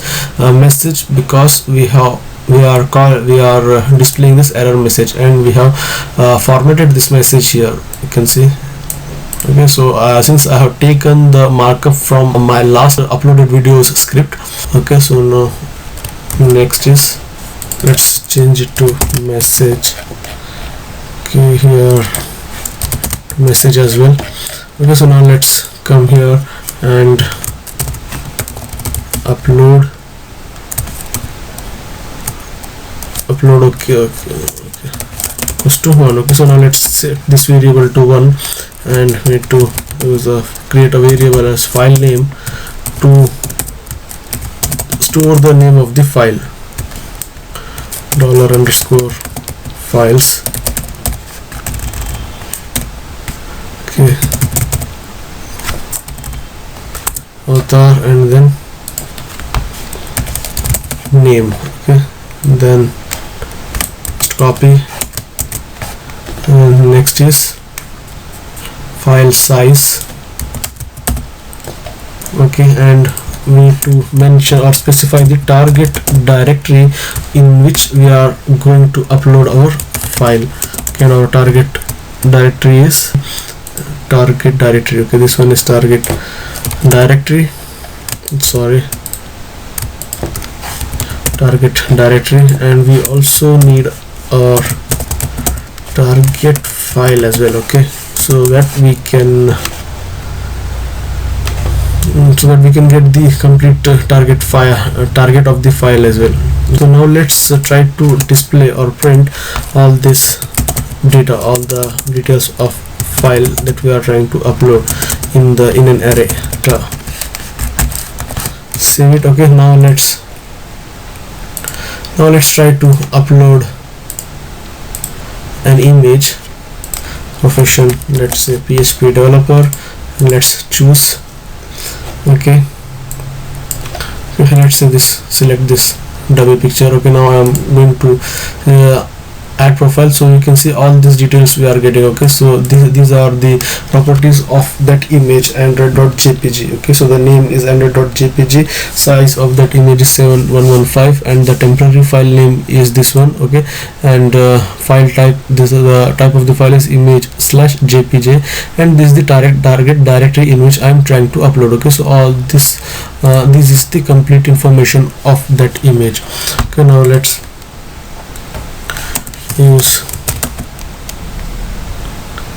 check. Okay, get image size. Okay, and then just put this. Okay, and then we need to get the extension of the file. Okay, so here you can see that this is our file name, but we want this extension separately as well. Okay, so let's do that. str2 lower. Okay, so we are converting the extension to lowercase. If that extension will be in uppercase, then we'll be converting that to lowercase. Okay, and explode. okay, and then name. Okay, so let's put it here. Okay, so what we are doing is we are taking the name of the image, which is this android.jpg. okay, now in this case this image extension is in smaller case. Okay, so if this image extension is if it is in uppercase, then what we'll be doing is we'll be getting the image name.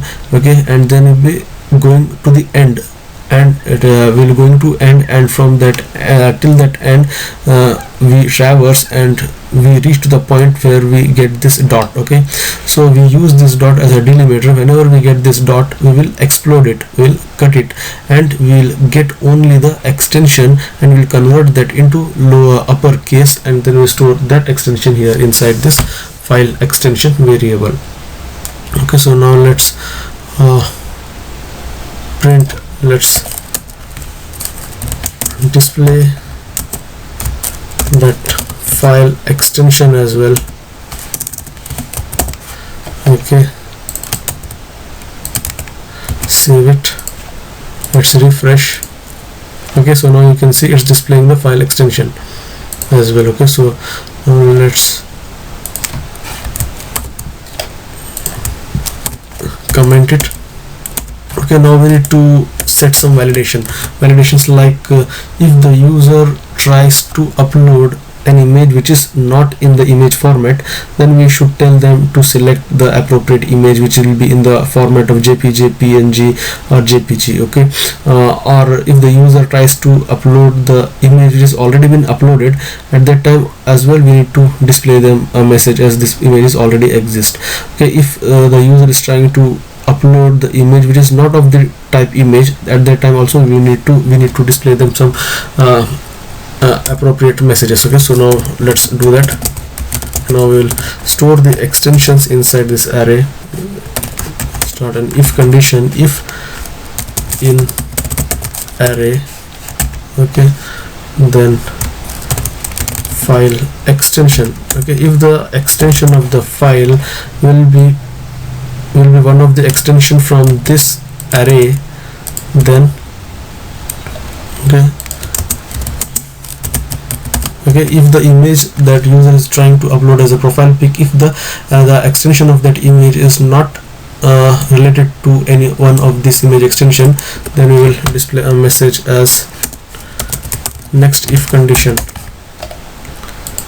Okay, next if the file already exists. Okay, if the uploaded file is already exists,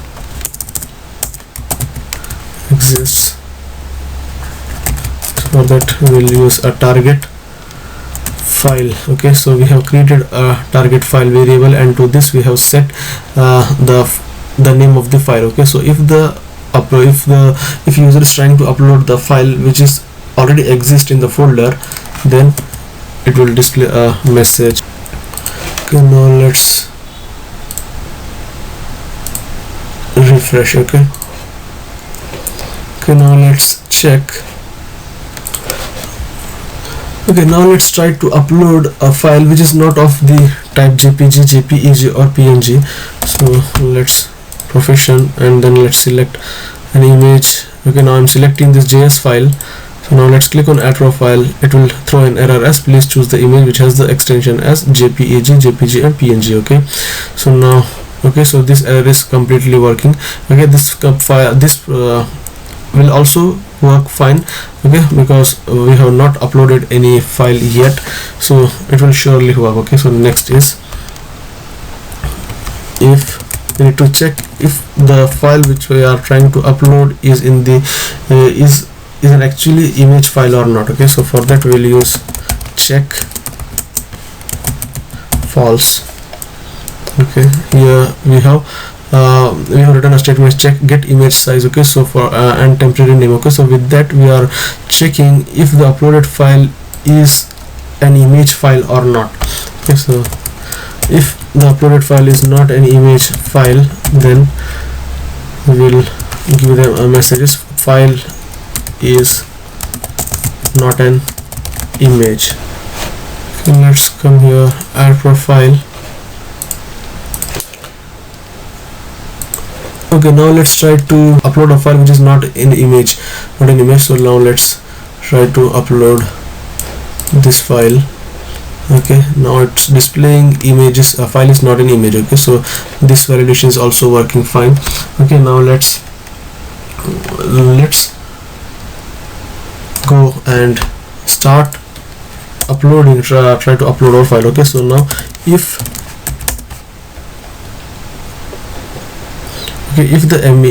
the message, okay, if this message is empty, okay, if this message is empty, that means now we don't have any error. Okay, now at this point of time user is trying to upload file which is in the format of JPEG or JPG or PNG. Okay, if user has not made any errors, okay, then if everything goes correct, then we will move that file, okay, that temporary file to, and then we need to get the URL. Okay, now let's refresh. Let's go to dashboard. Okay, and this one is Michael. Let's go to add profile. Okay, let's PHP. Okay, and let's click on here. Okay, and let's go to pictures. Okay, let's click on add. Okay, undefined variable message. Okay, so now it's displaying an error, but let's come here to our uploads. Okay, so now you can see image has been uploaded okay, successfully. So now let's delete it. Okay, so now what we need to do is we are successfully uploading the image to this folder. Now we need to get the path of this image and we need to save that path inside our database. Okay, so for that we will use URL equals to. Okay, now let's click on add profile. Okay, let's choose the image. Okay, let's click on it. Okay, it's displaying the URL like 127.0.0.1/php blog and profile.php. okay, so it's returning the URL of this current page. Okay, so from this current URL we need to get only path till here. Okay, so from here http to php blog. Okay, so now let's go back. Okay, now again let's try to save the same file. Okay, so here you can see here we have that image has been uploaded successfully. Okay, so now let's go back. Okay, let's come here and now okay, print r, save it.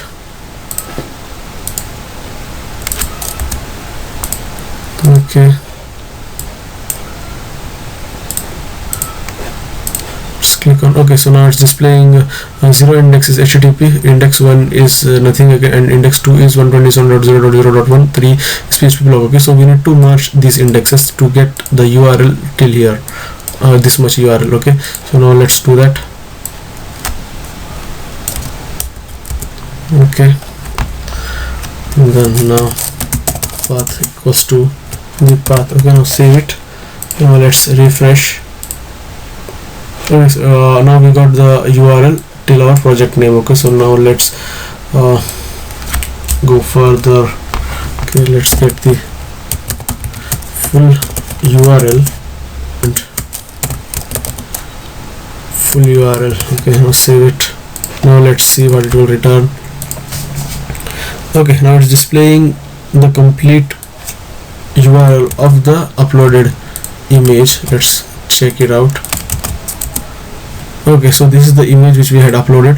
Okay, now we need to get this link, and we need to store that link inside our database table. Okay, so for that, let's come here. Okay, and we also need the ID of the user, session ID.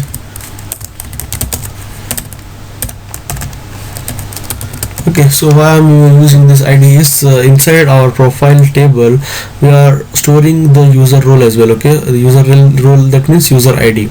Okay, so for that we need to get the ID of the user which is currently logged in. Okay, so that's why we need to get that ID as well. Okay, so now let's SQL goes to insert into query dollar connection of query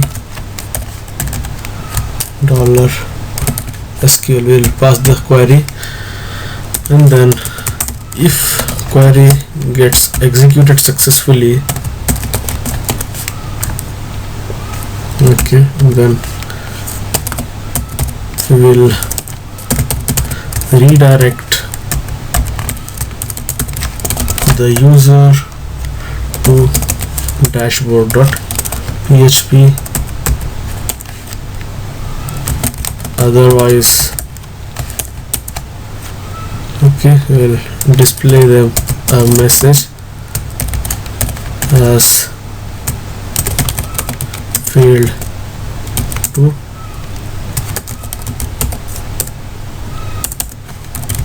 upload image.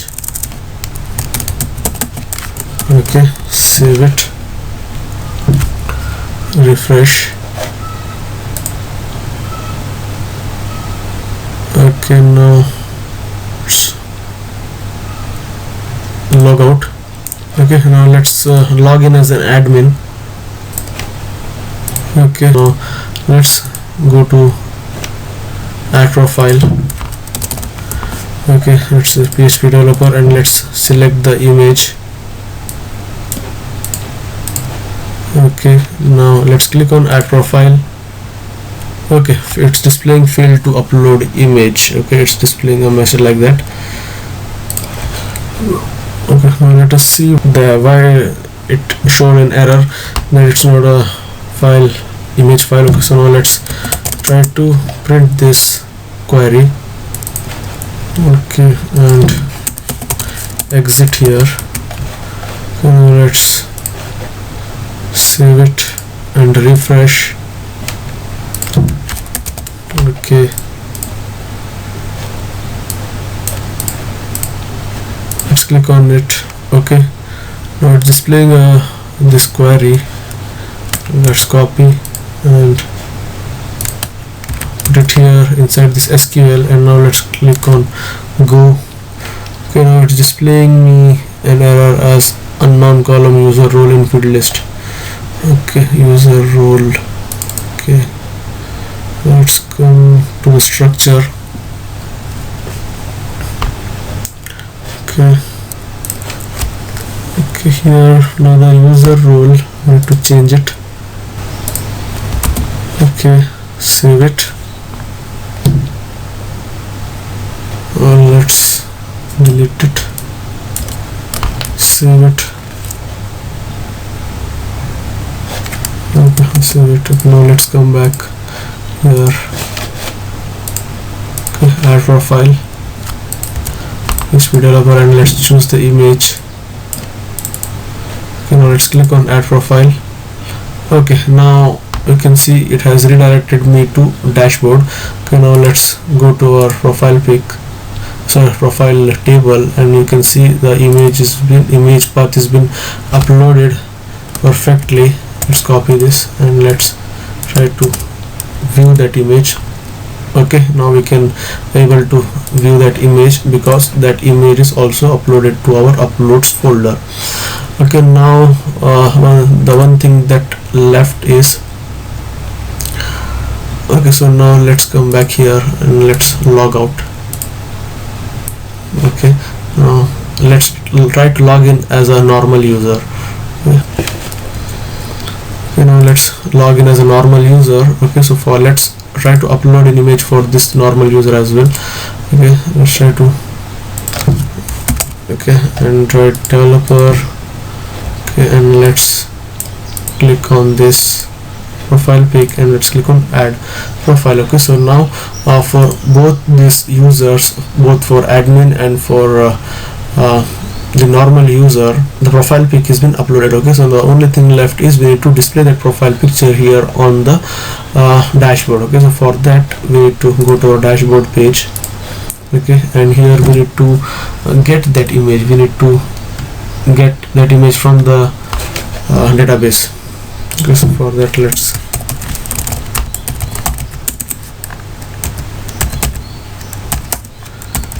okay, now let's include. Okay, so we have already included, I think, okay,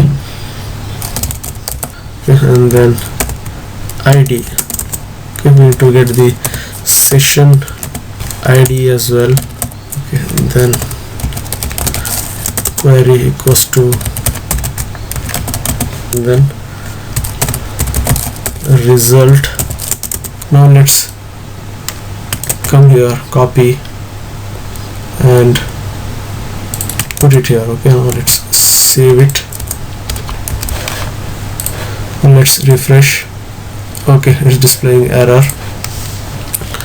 Okay, now let's echo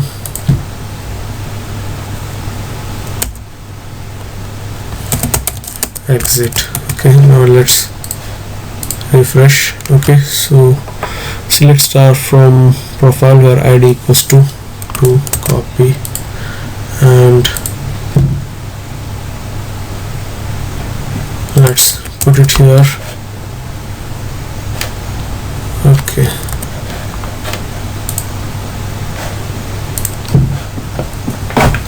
okay, so this was a mistake here. Okay, so now save it, refresh. Okay, so now it's displaying that image. Now let's remove this. Let's just reverse it, save it, and here single quote. Okay, now let's refresh. Okay, now if I log, now I'm logged in as a normal user. That's why it's displaying the image of the user profile pic of the user, normal user. Now let's log in and I will log in as a admin. Okay, now let's log in as an admin. It's displaying my image. Okay, admin image. Okay, so now we also need to display the type of the user, which like admin, welcome admin, or like admin dashboard or users dashboard. Okay, so for that we need to come to the dashboard. Okay, and above this here, okay, we need to write an if condition. If $_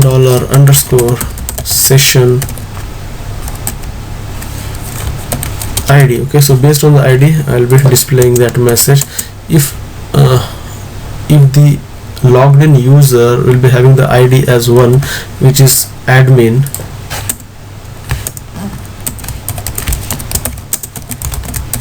else,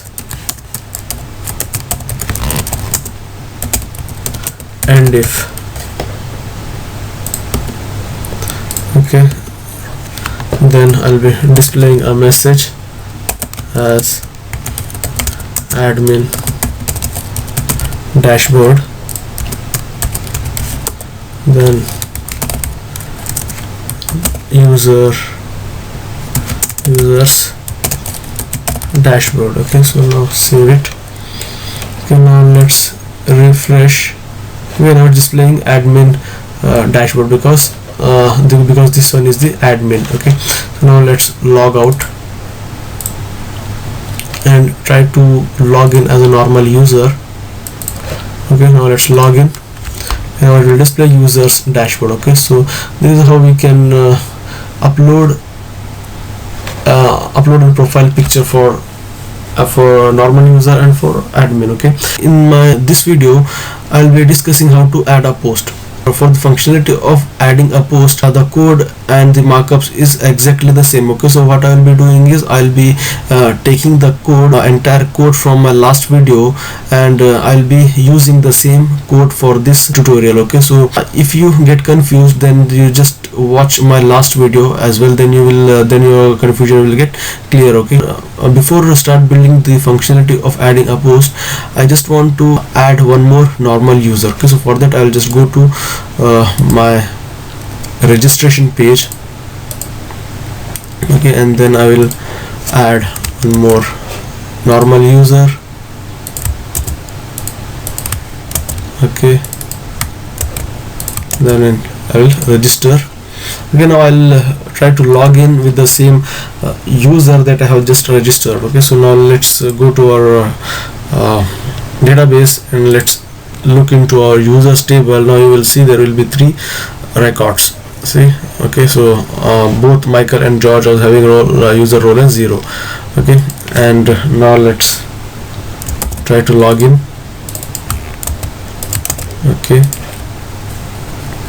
it's displaying me an error. It is saying that undefined variable, because here in my dashboard this is the variable which holds the path of the image. Okay, so but right now I haven't uploaded the profile picture for this user. Okay, so for in this case I should be displaying any default image. Okay, so for that I have to use an if condition here. If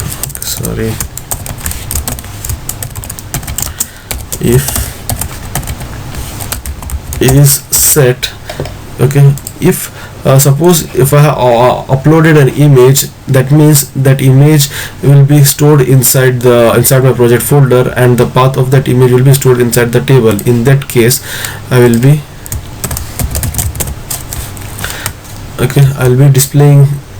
fetching the image from the database and I'll be displaying that image. Okay, and then in else part, in else, which is the current situation, and if. Okay, so in this condition right now I haven't uploaded the image, profile image, that's why I'm getting this error. Okay, so in this case I have to display any default image. Okay, and the default image URL is, now I will save it. I'll just refresh. Okay, unexpected end of file on 53. Okay, here if else. Okay, and if. Okay, now it's displaying the default image. Okay, now let's try to upload an image for this normal user. Profile pic, add profile, and then iOS. Okay, and then I'll select the image, and then I'll click on add profile. Okay, so now you can see that in my profile pic is displaying, but it's not displaying in the designation. So what I will just use a H4. Let's bring it to the center. Copy. Okay, now let's save it. Okay, now it's displaying the profession as well. Okay, so now this one is done. Okay, so now we will not get any kind of error when we registered and logged in with the normal user. Okay, so now the thing which is left is adding a post. Okay, so now so this add post functionality should not be displayed to a normal user. This functionality should only be visible to admin. Okay, so we will try to hide this option from normal users in my upcoming videos. Okay, so now let's just stick with our topic, which is adding achieving the functionality of this adding post. Okay, so now let's log in as a admin. Okay, now let's copy and paste here. Okay, now I have logged in as an admin. So now let's click on this and click on add. Okay, so add profile, add post. Okay, so we need to work on add post. So let's first go to our header. Okay, inside our header we need to change this to post.php, and we need to create that post.php file as well. So let's right click on this PHP blog project, and then click on new file, and then save it as post. Okay, dot php. Okay, now as I have said a few minutes back, what I will be doing for this video is, since the functionality of uploading a profile pic, which I have done in my last video, and the functionality of uploading or adding a post is exactly same. Okay, so we just need to make minor changes. So what I will be doing is, I will take the entire code from the profile.php file which I had done in my last video, and I will paste the same code in my post.php, and then I will make some minor changes. Okay, so in my last video of uploading a profile picture, I have explained all this code. Okay, so if you guys are having any kind of issues or problems or any doubts, then I would just request you guys to go back and watch my previous video as well. Okay, I'll select this, copy, and then I will paste it here. Okay, save it. Okay, now okay, let's first comment all this PHP code. Okay, now let's change it to post. Okay, so now this one is important. Okay, because here as well we are trying to post the data which is in multiple form. Okay, here we are trying to post text data as well as image data. That's why you must use this enc type multipart / form data. Okay, now let's click on add post. Okay, here session start. Okay, everything is fine. Add post. Okay, now you can see our add post form is displaying, but we need to make some changes here. Like here we need to change the title as add post. Okay, and to change this to title. Okay, here this one also title, and placeholder should be title, and the type will be text, and then name will be title. Okay, and then we need to create a text area. Okay, so for that I will just copy the same thing, title, and then next one is description. We'll just copy it here. Okay, and this will be of type text area, and then placeholder should be description. Okay, now next is we need to create a drop down for displaying the categories. Okay, I'll just copy, I will put it here, category. Okay, and then this one also category. I will just remove it.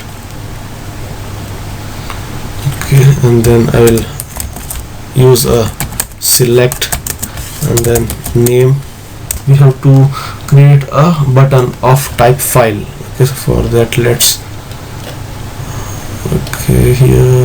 so here we already have that file type button. Okay, so we'll just change it to featured image.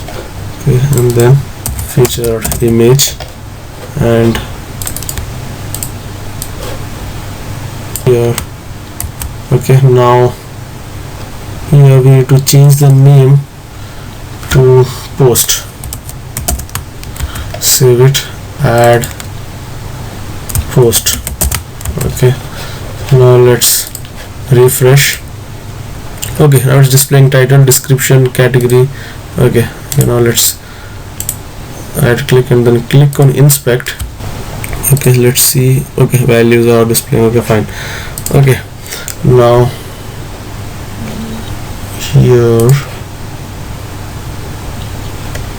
to change this a bit. Okay, so we need to change it from 2 to 3, and this one should be 9.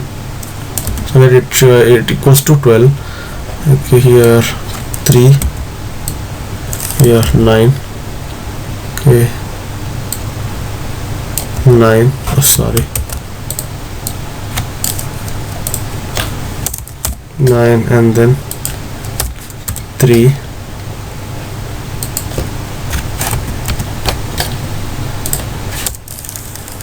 3. Okay, and then here it should be 9, 3. Okay, now let's save it.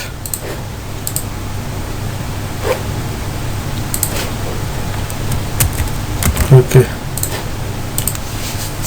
now we need to create a table for storing the details of our post. So let's go to our database and then click on our database, then create a table as posts, and we need 6 fields. Now click on go. Okay, ID, second one is title, third one is description, next user role integer, featured image should be of varchar, category varchar, description varchar, title varchar. Okay, now I want it to be a primary key and auto incremented. Okay, now let's save the table.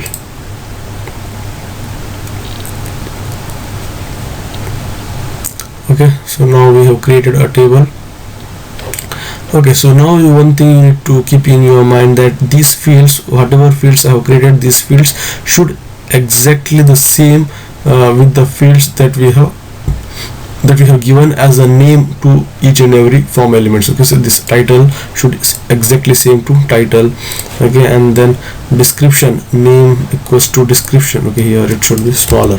This description should be exactly same with this description, and this category should exactly same with the name that we have given to our select this category. Okay, so and featured image, name featured image should exactly same with your feature image. Okay, so both should be same. There should not be any spelling mistakes. Okay, now let's come here and then now let's uncomment this. Okay, now here everything is exactly same. Okay, so we need to change this avatar to the name what we have given to our input file type. Okay, so I'll just copy this and I will put it here, and then here it should be title. Okay, then just copy title, description, and then we need to check for the emptiness. Okay, and if the user has entered the entire all the information here, then we can proceed further. Okay, if user have left any one of this field, then it will return, it will come to else, it will return this message, please fill all the details. Okay, so all this we have already done in our last video. Okay, so next here we need to change this to featured image. Okay, wherever we have avatar, we need to change it to featured image. Okay, here as well, and okay, here also we need to change title, description, category. Okay, and then user role will be coming from our session. I'll just copy this title and let's put it here. Okay, and okay, here there one more thing, which is featured image. Okay, then title, description, and then this category. Okay, category, okay, and then featured image, and then our user role. Okay, so title, description, category, and then featured image, this one is full URL, okay, and then ID, which is user role, and then for ID. Save it. Okay, so now here we are trying to upload the image inside our featured image folder. Okay, so instead of uploads, we need to mention the name is featured image. Okay, featured images. Okay, the folder name is featured images, and copy this, and where is that? Okay, here as well. Okay, save it. So everything is fine. So now let's okay, here we need to change the table. Okay, we are trying to save the data inside our posts table. Okay, so okay, title, description, category, featured image. Okay, here everything is fine. Okay, now let's go to our add post. Okay, and then first one is code igniter. Okay, and then code igniter is an MVC framework for developing web applications. Okay, so now let's select the category as technology, and then choose the featured image. Let's choose this. Okay, now let's click on add post. Okay, so now okay, it had to redirect to dashboard.php. so now let's see.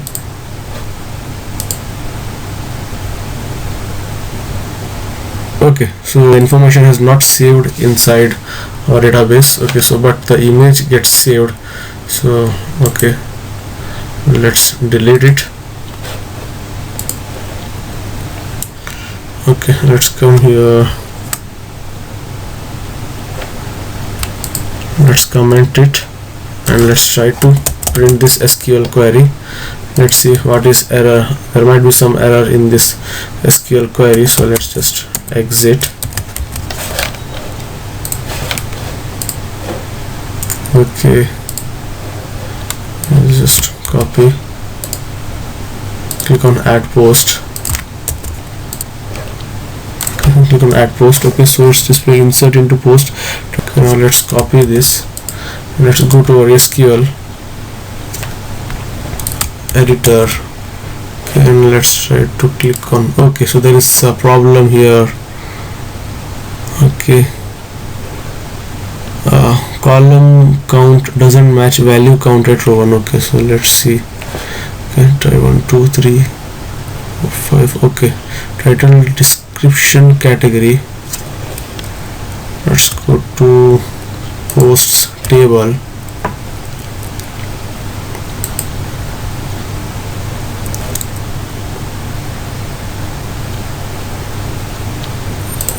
Okay,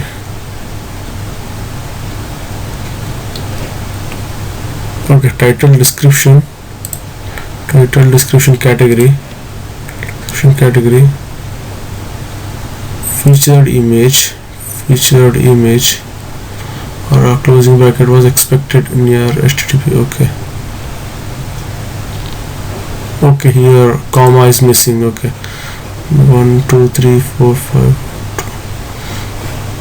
3 4 5. Okay, here I have missed a comma, so let's delete it. Okay,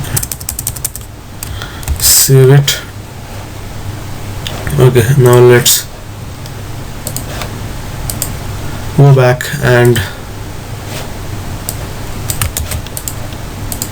click on add post, and then select the image, and then click on add post. Okay, now it has redirected us to our dashboard. Now let's see our okay, here Okay, I had commented this statement. Okay, now let's once again add the post. Okay, let's click on add post and then select the image. Okay, now click on add post. Okay, now let's go to our editor. Okay, so now you can see image gets stored inside our featured images folder, and here let's see our record gets saved or not. Okay, our record as well as a record gets saved inside our database table. Okay, so now if let's add one more post as a category and choose the image, and now let's add it. Okay, now let's view inside our table. Okay, so now we have stored 2 posts, and the image of those 2 posts have been stored inside our featured images folder. Okay, so this is how we can we can develop the functionality of adding a post. Okay, so I haven't done anything too much here in this video.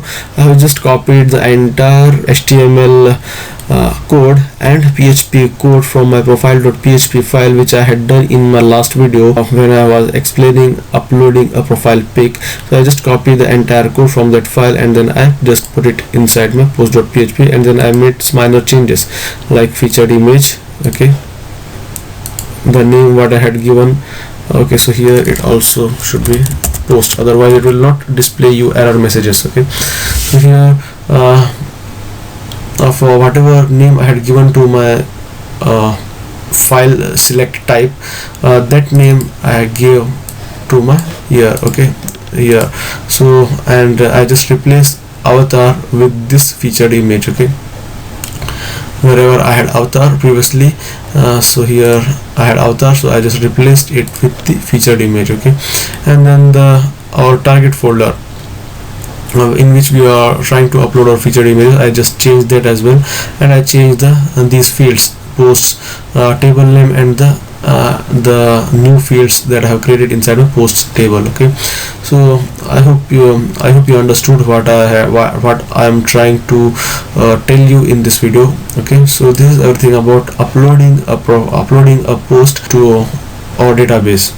So now in this video I will discuss, or I will develop the functionality of displaying all the posts of on our dashboard. Okay, so I'll be fetching all the posts from the database, and I will display those posts here on my dashboard. Okay, so for that let's go to our dashboard. Okay, so this is our dashboard, and here below this profile picture I will display all the posts.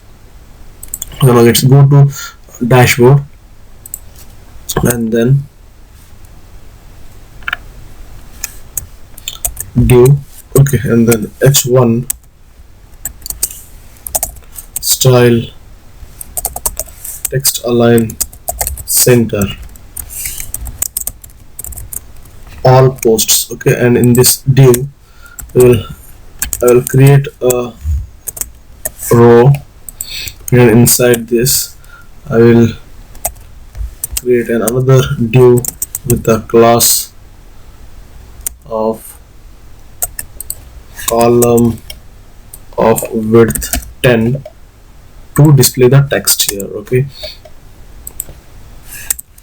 then okay, so here in this div I will be displaying the image, which is a featured image, and in this div I will be displaying the text or the description of the description category. Okay, and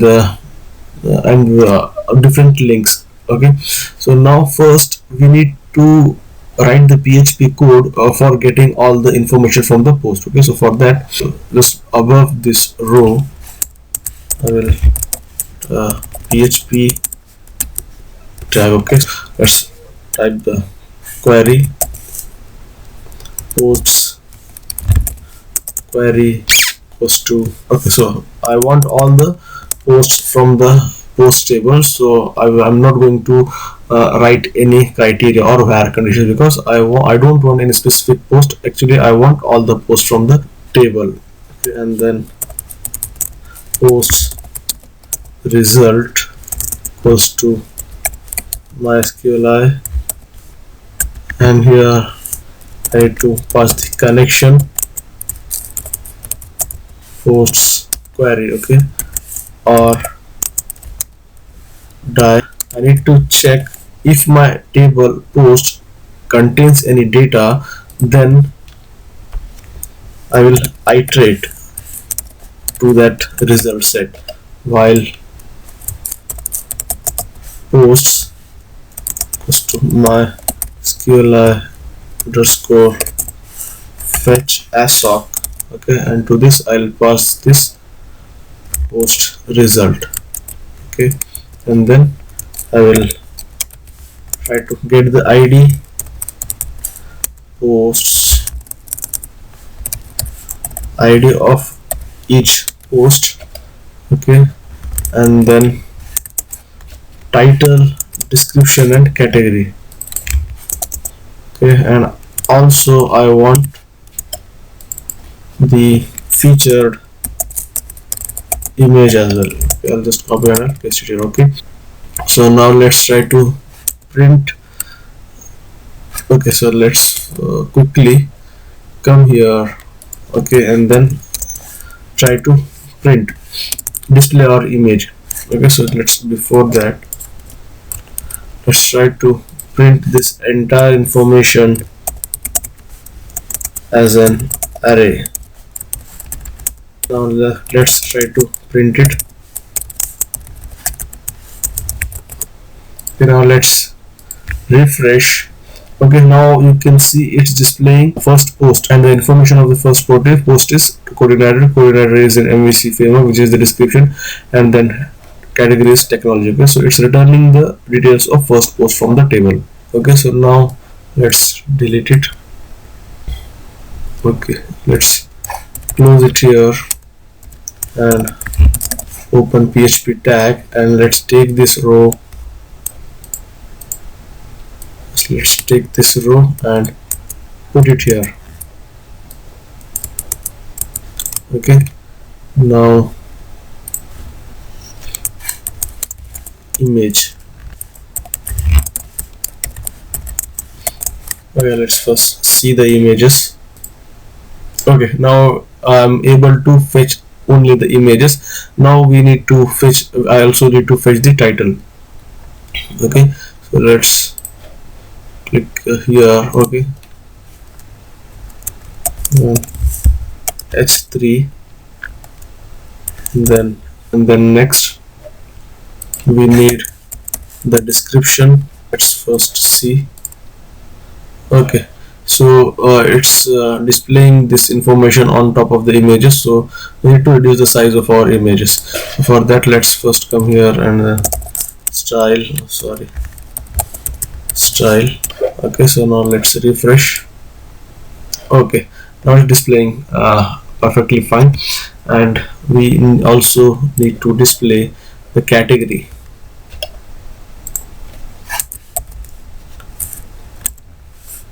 Okay, and then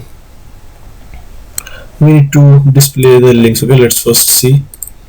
Okay, now I am able to display title, the description and the category of that post. Okay, so and further we need to display few links like view, update and delete links. Okay, so we have to show those links below this category. Okay, so for displaying that, we need to create one more div with a class of row. Okay, and then we have to create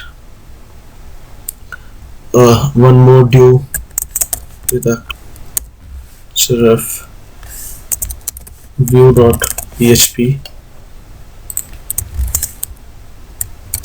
view. Okay, then next, let's copy here, edit. Okay, now you can see it's displaying three links: view, edit and delete. Okay, so we need to attach the IDs to these links. So for attaching the ID of each and every particular post to these links, so that whenever I place the mouse cursor on top of these links, I should display the ID of this particular post. Okay, so now when I place the mouse cursor on top of any of these links on the left bottom side of this browser here, which is in this portion, in this section, you will see 127.0.0.1 slash php blog slash view.php. Okay, but you are not able to see the ID of this particular post. Okay, so now we need to attach the ID of this particular post to this link. So for doing that, we need to come here. Okay,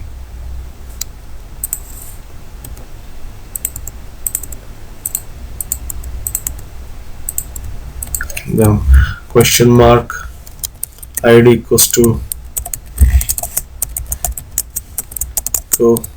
dollar ID. Okay, so we are having ID here, ID of this post already we have fetched that ID of each and every post. So I will just link that ID, just copy, paste it here. Okay, I'll save it. Okay, now you can see when I place the mouse cursor on this link on the left bottom side of the browser window, you will not see the ID. Okay, so now let's refresh. Okay, now when I place the mouse cursor on top of any of these links, then you can see on the left bottom side of the window, or browser window, you will see 127.0, which is in this place, 127.0.0.1 slash php blog slash view.php question mark ID equals to 1 and ID equals to 1 for this as well, and for this it's displaying ID 2, which is the ID of this second post. Okay, in our next video we will be discussing how to view each and every post in full detail in some other page. Okay, so whenever I click on this view button, view link, I will be redirected to some other page where I can see the description, image and title of each and every post in full detail. Okay, so we will do that in our next video. In this video I'll be discussing how to view a single post, that is how to view the complete details of a single post in some other page.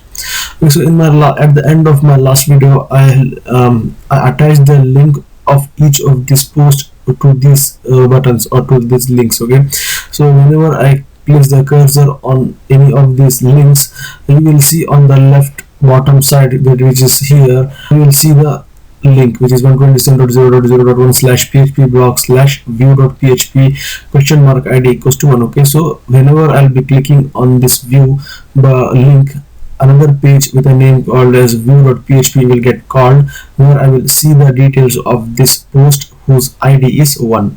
Okay, so now we need to create that page view.php. Okay, so for that let's go to our editor and then right click here, then click on new file and then save it as view.php. Okay, now let's print something h1. Okay, now let's refresh and click on this view. Okay, now it's displaying view post. Okay, so now we need to get access to this ID equals to 1. Okay, so we need to get access to this ID information, so that I can fetch the information of the post whose ID is 1. Okay, so that I can get the details like a title, description, category and image of the post from the table whose ID is 1. Okay, so let's do that. Okay, so for first, okay, let's just include our header and footer. Okay, and inside we need to use a div with a class. Save it, refresh. Okay, now our header is displaying and we need to get the ID. Okay, so we need to get the access to this ID. So for getting the ID from the URL, we need to use ID equals to $_get. Okay, and then ID. Okay, now let's echo this, save it. Okay, let's refresh. Okay, now you can see the ID of that post 1 is displaying here. Okay, now let's go back, and if I click on view link of second post, then I should get the ID of 2, which is the ID of that post. Okay, so now based on this ID, I will be fetching the entire details of that particular post, and I will display that detail here on this page. Okay, so h1 view post. Okay, now here we need to take a div, okay, with the class. Okay, so here inside this 4 column I will display the image, and here I will display the content, title, description, category. Okay, and put it here. Okay, now we need to write the code to get the detail or get the complete information of any post. Okay, so for that, let's come here to our dashboard and let's select this code, copy, and okay, and put it here.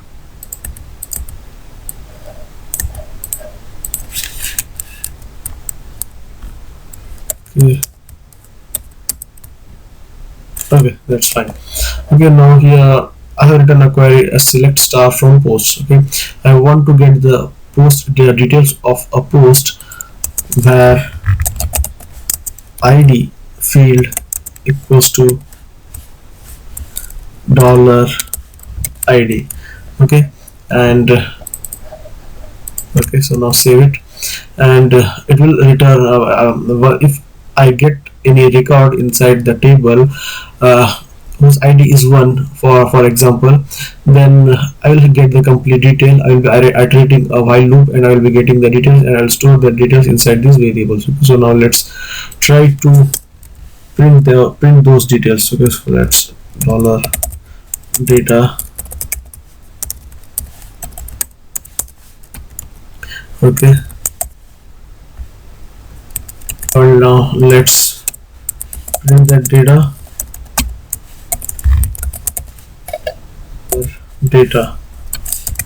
Save it. Okay, now let's refresh.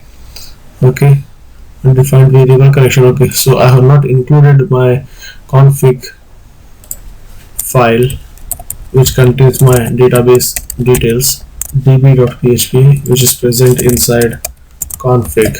Okay, now let's save it and refresh. Okay, now it's displaying me the details of my second post. Okay, so now if I go back and click on view link of the first post, then it will return me the details of the first post. Okay, so now I need to display this information in proper layout. Okay, so let's come here, delete it. Inside here, want to display an image.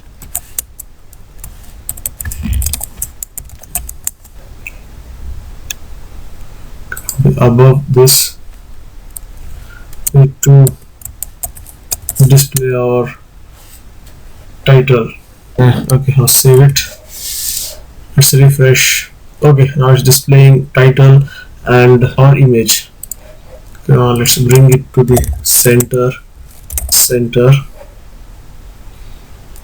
Okay, next here we need to display the description.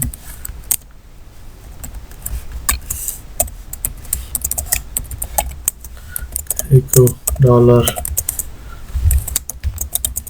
$description. Okay, now let's save it and refresh. Okay, now it's displaying the description. Okay, now let's display the category as well. Let's save it. Okay, now let's refresh.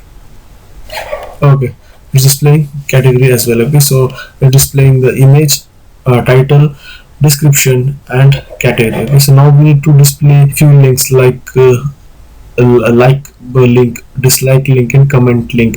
Okay, so and we also need to display a comment form here just below this post, so that whenever once the user read this post, if that user likes the post, then he or she can add a comment for that post. Okay, so we will do that in our later videos.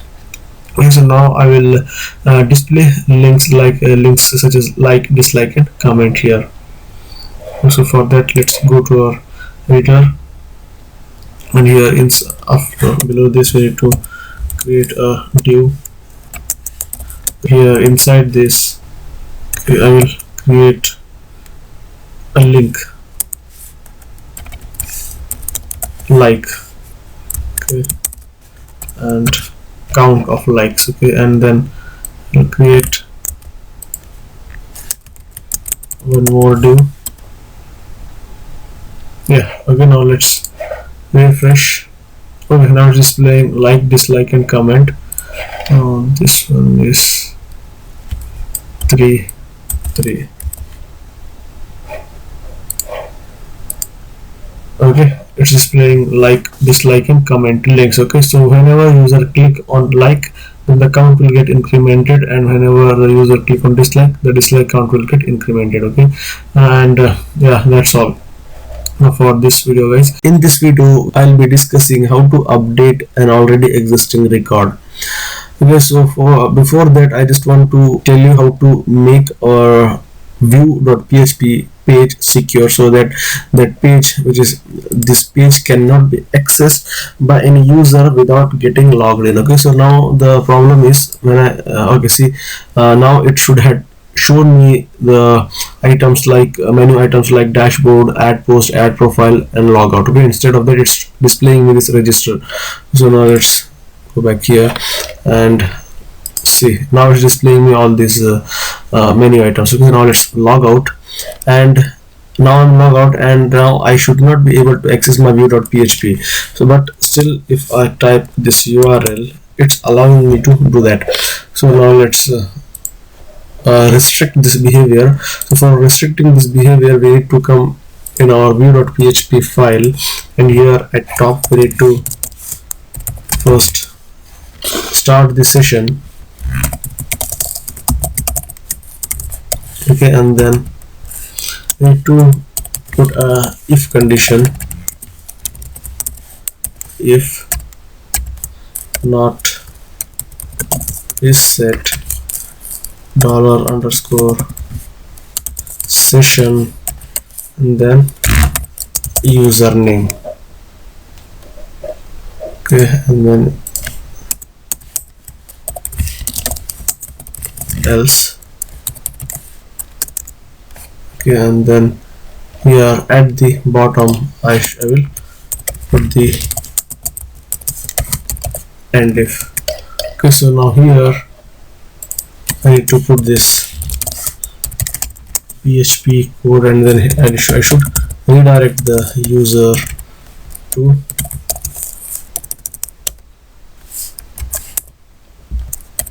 okay location data.php. okay, oh sorry, this one should be dashboard.php. Let's refresh. Okay, now let's try to go to our view.php file of post 1. Okay, now it's redirecting me to login page because we have set some validations here. Okay, we have user if condition, with the help of which we are restricting the user to get access to our private pages without getting logged in. Okay, so now I'll just logged in. Okay, now I'm trying to log in as an admin, so let's click on login. Okay, now I am on my dashboard, and let's click on view for the second post. Okay, so now you can see here I'm getting the correct menu item. Previously I was getting a register option here when I logged in and view this page. Okay, so now it's working fine. Okay, so now let's start building or update functionality. Okay, so now I have already attached the post ID for this particular link, so that you can see here. Now I have placed the mouse cursor on top of this link, so at the left bottom side of this browser window, which is this side, okay, you will notice the link or the ID which is attached to this link, 127.0.0.1/php blog /edit.php !id equals to 1. Okay, and if I bring the cursor here on this edit link, I will get different link. Okay, so now I need to create that edit.php file. Now let's right click here and click on new file, and then save it as edit.php. Okay, now here, okay, so let's first display the message and refresh. Okay, now I'm rewriting to my edit.php file. Okay, so here, okay, we need to do the same thing what I had done here. First we just need to copy and let's put it here, and if okay, now okay, we need to display the same, exactly same form what I had created for adding post. Okay, so now if I click on this add post, whatever form we are able to see here on this page, exactly same looking form we need to redisplay. We need to display here whenever user click on this edit link. Okay, but that form should get pre-populated data of this particular post. Okay, so now what I will do is I will just go to post.php, and from here I will just copy this entire markup. Okay, so I'll just copy this. Okay, and I will just come here, edit.php, and I will put it here. Okay, now save it. Okay, now let's refresh and let's go to editing this post. Okay, so now you can see it's displaying me the same exact form. Okay, but right now it should be pre-populated with the data. Okay, when I click on edit link of any of the post, then this post data should get appear here on this text boxes. Okay, I should be getting title, description, category. Okay, all this information should get pre-populated. So we need to get those details from the database and display it on our form elements. Okay, so we have displayed a form. Okay, but we need to display the data as well. So for that we just write that code, PHP code here inside. Okay, so now we need to get the data of this particular post ID 2 based on this ID. Okay, so now the way I had accessed the data based on this ID, post ID from the URL, exactly the same way I have to done in this video as well. Okay, so whenever I click on this edit, the ID of this post get passed to this edit.php. okay, here you can see, and from here, from this URL, I'll be getting the ID of this post, and based on that ID I'll be fetching the record of this post and I'll display that information on this form. So now let's get access to that ID. So now let's just copy this, put it here. Okay, now I can get the ID. Let's save it. Okay, now you can see it's displaying, it's returning me the ID of this particular post. Okay, now with the help of this ID I will be fetching the entire details of that post. Just delete it. Okay, now here, okay, I have to include my database configuration file and okay, let's put this above the ID. Okay, and then SQL equals to okay, I will get this. Okay, I will take this entire copy and I will just put it here.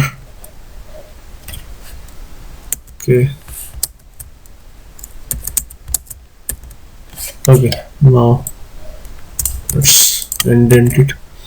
Okay, now where ID equals to, select star from post where ID equals to this ID. Okay, so here I have written an SQL query where I'm telling to my post table to get the information, get all the information of that post whose post ID is equals to the ID which I am getting from this URL, which is 1. Okay, so now it will return that data. Okay, so now here I am executing that query, and here I am checking if the executed query returns some data. That means if our table post contains any data that is greater than 0, if our table contains records greater than 0, then it will be returning that data. Okay, so here I am getting those information, and now I will just take this, just copy. Okay, and here we need to change it to update.php. Okay, so I need to send a request, post request to update.php file, which I have not created yet. Okay, so now let's first display this information on our update post page. So now let's here value, then just copy. Okay, here it should be category, and here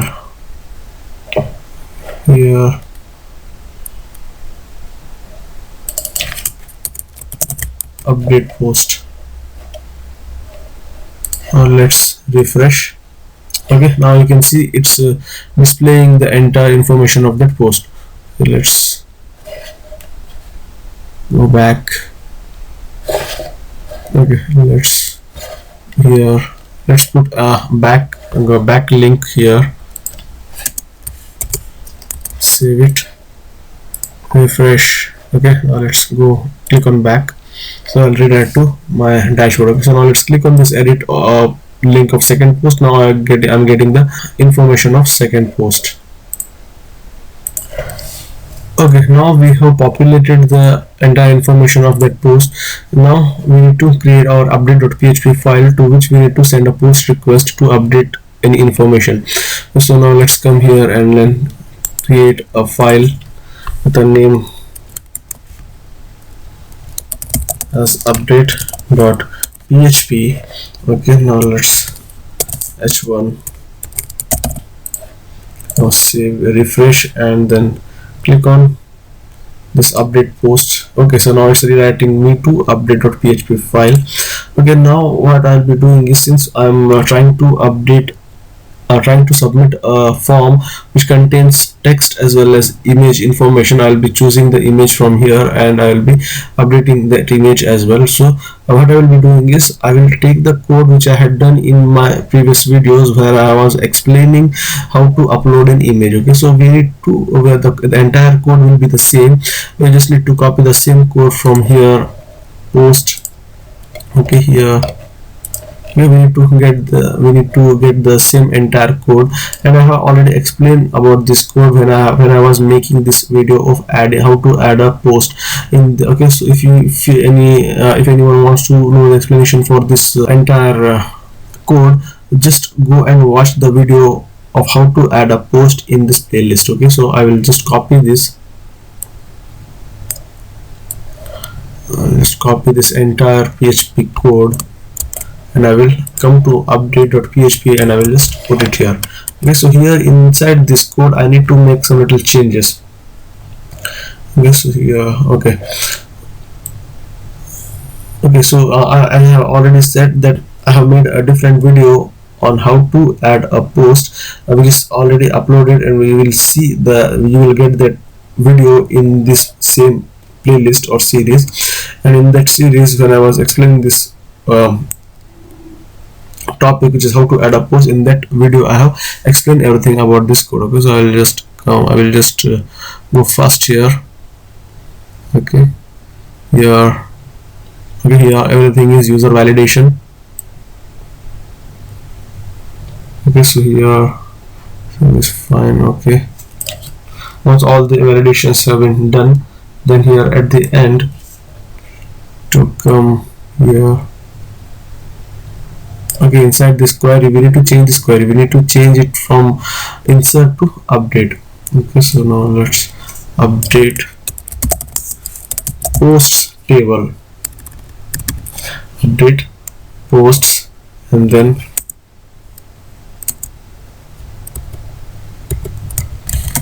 set title equals, okay, get it and put it here. Okay, so let's take this complete information, just copy, put it here. Okay, title, description, where id equals to, okay, id is post id. Okay,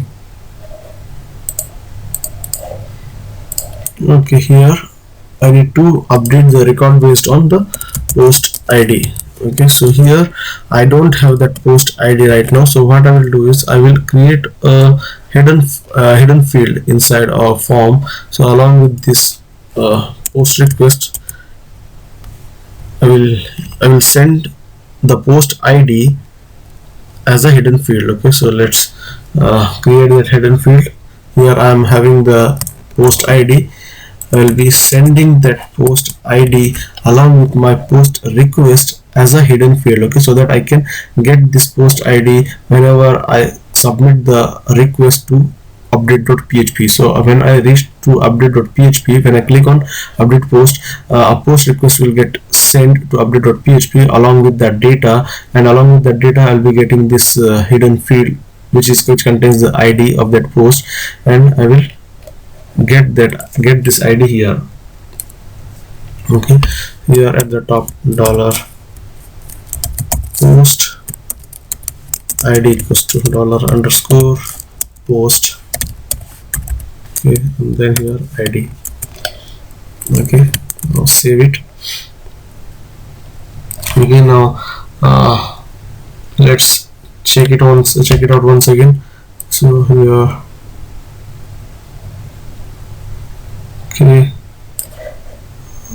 okay, so here, okay, double quote. Okay, okay, fine. Okay, now once the data gets updated, or the when user click on this update post, and the user will make the changes in this title, description and category. Okay, and if user make any changes, if the user wants to upload some other featured image, then in that case the previously uploaded image should get updated from the database, and that image should also get deleted from this featured images directly. Okay, so now here when I go back, okay, so now suppose I want to update this post, so I am having the code igniter image. Okay, and this image is coming from here, this image codeigniter2.jpg, and the link is present for this image inside the table. Okay, now when I click on this edit link to update the information of this post, then I will update this information, and I will change the information, as well as if I want to update the image, then I will select different image, then and in that case I should delete the previously uploaded image from this featured images directly. Okay, so for that I should use a built-in function or method unlink. Okay, and inside this I should enter where specify the path of my path of my images folder, featured images folder, assets. My featured images folder is present inside assets, and then inside assets we have featured images. Okay, and then slash. Okay, and to this I have to concatenate my image. Okay, okay, so I have to concatenate my image, so that the moment when the user updated or uploaded new image, then the previous image should get deleted from this folder. Okay, so right now I don't have this access to this image, so what I will do is, okay, here, okay, now I have made some changes in this code. Okay, so now here whenever user click on the submit button, okay, so suppose I want to update this post, and I have click on this edit, and I got the information, and here I'll be selecting the different image to upload. Okay, so whenever I click on upload, so along with this post form I'll be sending ID of this post and the already uploaded image for this post as a hidden field along with the post request. Okay, so what I'm saying is, whenever I'll be sending a request for updating the post, I'll be, if I right click and if I click on inspect, okay, here you can see, okay, these two fields are hidden, ID, which is one, this is the ID of the post, and the featured image, this is the already existing featured image to which I want to update. Okay, so this coordinator 2.jpg is the already existing featured image. Okay, if I want to update, then I can select some other image. In this case I have selected coordinator.jpg, but previously uploaded image, a featured image for this post one is coordinator2.jpg. okay, so now here along with this post request, I'll be sending the id and this previous already existing featured image as a hidden field. Okay, so that I can get this entire data in my update.php file whenever I click on this update button. Okay, so now let's come here. Okay, so now here you can see I have set these two fields as hidden. One is id of the post and the second one is featured image. Featured image I'm getting from here. Okay, and now inside my update.php file, okay, I have received that. Okay, $_post id. okay, this is the id which I am receiving as a post, and then featured image. Okay, so now let's print this data first to show you properly. Okay, so you might get a better idea. Okay, so now I have kept all this information which I am going to submit as a post request to the server inside this array, and I'll print that array. Okay, now let's refresh. Let's select this and click on update post. Okay, now you can see okay, it's not displaying featured image. Okay, just copy here which uploaded featured image. Okay, yes, okay, let's refresh. Okay, now you can see it's returning me all this information.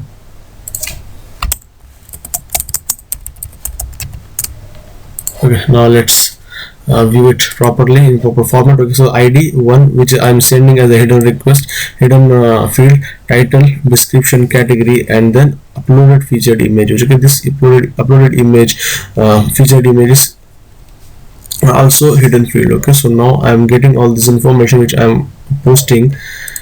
Okay, now I got all this information. Okay, now here I'm checking if whether I'm trying to submit the form without entering any of the text box value. Okay, so now then this featured image, okay, I'm getting the featured image name. I'm storing it inside this file name. Here I'm getting the file size. Here I'm getting the temporary file name, and then file type, directory, okay, assets inside which I want to upload the file. Okay, and then target file also I'm getting, so that where I can so that when I want to delete the previously uploaded image, I can delete easily. Okay, here I have done all the validations. Okay, here at the end, here, okay, I will uncomment it now. Okay, so let's first comment, let it be commented. Okay, here in this code I'll be moving the newly uploaded image to my project folder, featured images folder. Okay, and okay, here all this stuff I have already explained in my last video, where I have explained how to add a post.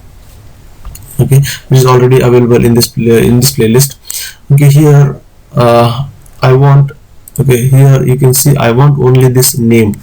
I want only this coordinator2.jpg file, so that after uploading the new image, I can delete the reference of that previously uploaded image from this featured images folder. Because for that I want the image previously uploaded image name.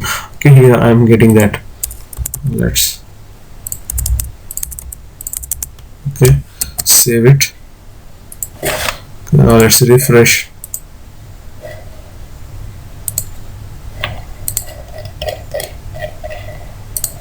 Okay, refresh and select the image.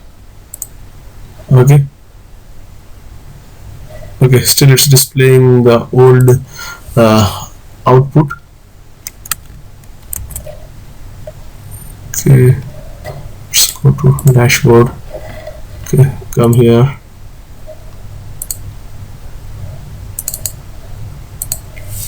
Okay, so okay, I'm targeting the index 6, which contains the name of the image.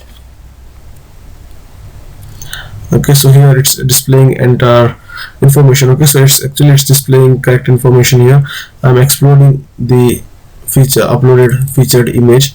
Yeah, I'm getting the uploaded featured image, and I'm then uploading it, and here I'm targeting only the 6th index of my featured image, which is this. Okay, now, okay, I will just delete it.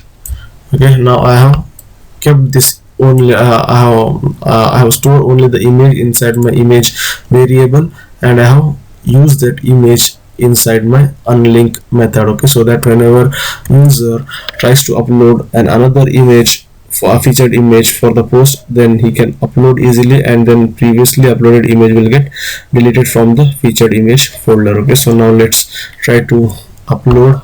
Just before that, let's uncomment it, save it. Okay, now let's come here. Okay, dashboard. Okay, now let's click on update coordinator framework. Okay, then updated. Let's change some other category. Okay, then here select this. Okay, now you can see inside this featured images I have a image with a name as coordinator2.jpg. okay, and now I'm going to upload new featured image. Now let's update post.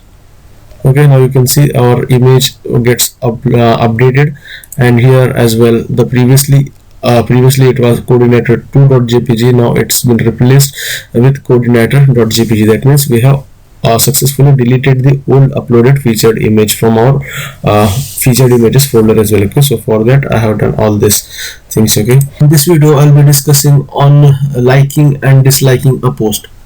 Okay, so whenever user click on this view link is to view a complete description of the post, then if the user like the post, then he will be clicking on like, and if he dislike the post, then he will be clicking the dislike link. Okay, and whenever user click on these buttons, the count of like and dislike will get incremented. Okay, so for this, first we need to create a table. We need to create two tables, one is for like and one is for dislike. Okay, in those two tables we will store the details of those users who will be liking that post, the user ID and the post ID. Okay, so now let's come here to our PHP my admin, and now let's create a table likes. Okay, and I want three fields. First field will be ID, second user ID. Okay, so all these three fields are of integer type, and size, okay, auto incremented. Okay, so now, okay, let's click on save. Okay, we have created a table with a name as likes. Okay, now we need to create one more table called dislikes. Okay, and number of fields same, three fields. Okay, first field ID, and then auto incremented and primary key. Okay, click on go. Okay, now I have created my two tables for storing the details of likes and dislikes. Okay, so now let's come here and let's go to our editor. Okay, so here now we are on our view.php. okay, so this is the file which is view.php file. Okay, so here we have a links like and dislike, so we need to send a post request to our PHP file like.php to increment the number of counts for likes, and we need to do the same thing for dislikes as well. Okay, so now let's come here, and here inside this, okay, we need to create a form. Action will be likes.php. okay, and then method will be post. Okay, I don't want this. Okay, I'll remove it and I will create an input button. Okay, input type equals to submit, and name will be like, and value will be like. Okay, and then I want I just want to make that button to look like a link, so what I will do, okay, style, save it. Okay,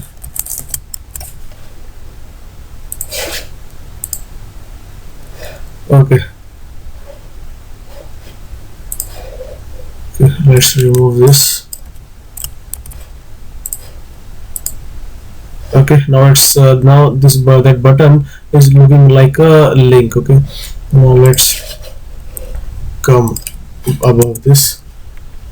Okay, so now when I click on this link, a post request will get sent to likes.php file. Okay, so first we need to create that likes.php file. So right click on here and then click on new file, then press Ctrl S to save it, and then give it a name as likes.php. okay, here h1 like post. Okay, now save it, refresh. Okay, now if I click on like, it will take me to the likes.php file. Okay, so now let's come to our likes.php. okay, and then we need to start the session first. Session start. Okay, and then if not is set $_post username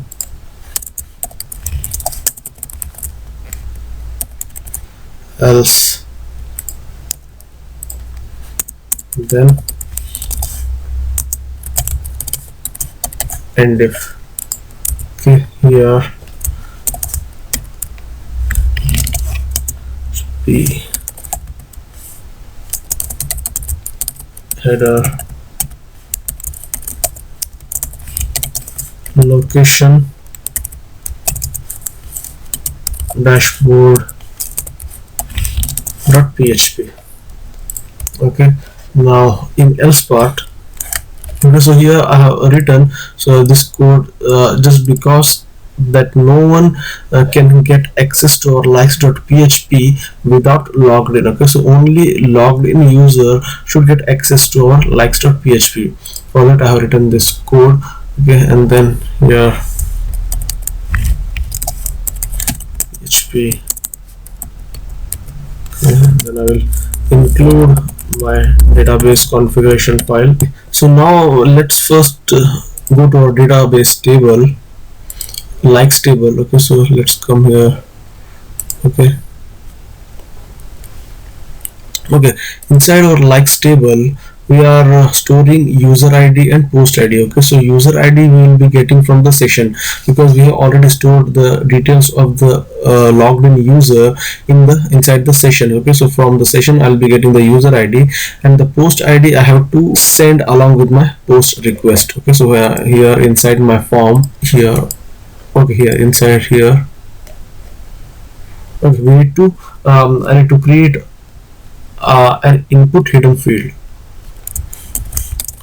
Okay, input type hidden, and the name of this field will be id, and value will be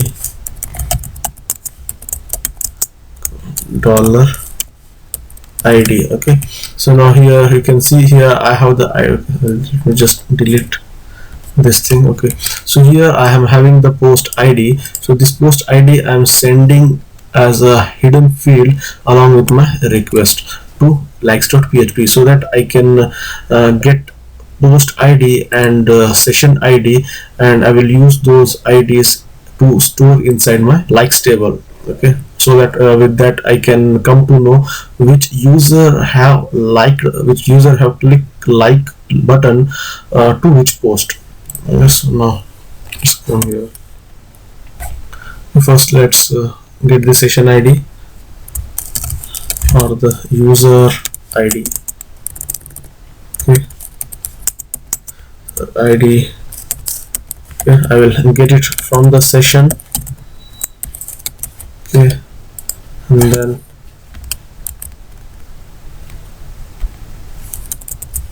if is set dollar underscore post of like. Okay, so here in our view, okay, the name here the name is like, so that's what we are using here, like. Okay, if set, okay, if the request is set, then I will get the post id, which I am sending as a hidden field. Okay, id, then SQL. If the query gets successfully executed, then I will redirect the user to same page. Okay, so at that time I have to pass the same id of this post. Okay, so let's first do that. Okay, view, let's do like this, redirect to view.php file. Okay, so now let's refresh. Okay, now if I click on like, okay, see, okay,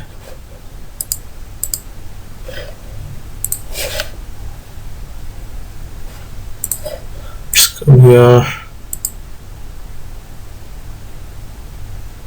Okay, oh, here it should be session. Okay, so that's why it was redirecting me to dashboard. So now let's come here and click on this view, and let's click on like. Okay, now you can see I'm getting an error. Okay, undefined index id on view.php line 11. I need to pass the id. Okay, I want to tell that I want to go back to the same page whose post id is id equals to 1. Okay, so I need to put the same url here. Okay, I need to call the post of same id. Okay, so here .php, then id equals to here. Okay, and to this I need to concatenate this post id. Okay, save it. Now let's refresh.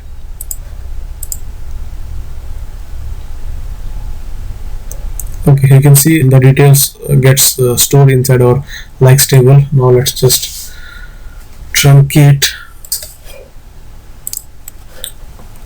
Okay, so previously I was getting the error. Now let's see. Okay, I will not get the error now because I'm redirecting the user to the same page whose id is 1. Okay, so now let's click on like. See, right now I'm not getting an error because I have redirected the user to the same page as soon as he clicks on the like button. Okay, so now if I go to this likes table, you can see the details of the user is stored inside the likes table. This saying is the user id 1, his admin has liked the post whose id is 1. Okay, so now I'll log in as a different user, normal user. Now let's log out. Okay, okay, Now I'm trying to log in as a normal user. Click on login. Okay, so now let's go to view the same post. Okay, now previously admin was the person who was liking the post, and who had liked the post, and now it's the normal user. Now if I click on like, so again I redirect to the same page, and now let's view the details. Okay, now you can see the ID. This is the record ID, and the user ID is 2, which means the ID of the user. Okay, and this is a post ID. Okay, so now let's go back and go to dashboard, and now let's come and click on this, the view link of second post, and now I will click on this like button again. Okay, now let's come here. Okay, now you can see the user whose ID is 2 has liked the post whose ID is 2. Okay, so this is the post whose ID is 2. Okay, so now our liking system for any post is perfect, is working perfectly fine. The only thing left is we need to display the count of likes that any particular post has got.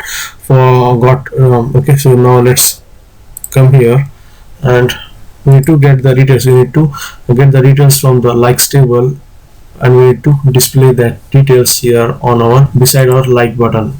So for that we need to come to our view.php file, and this input field we need to write an SQL query,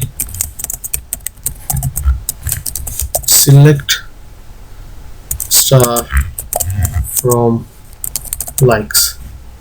Okay, and where post ID equals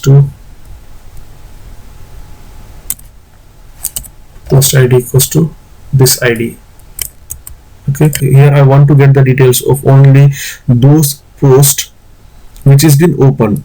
Okay, so right now the second post is been open, and the like for this post is only 1 inside our likes table. Okay, so that's why we had to mention that I want to get the details of only that post which is clicked right now, which is open right now. Okay, so now let's come here, then query MySQL query or die. Okay, and to this I will pass the connection or database connection, and then I will get the count of likes. MySQL num rows.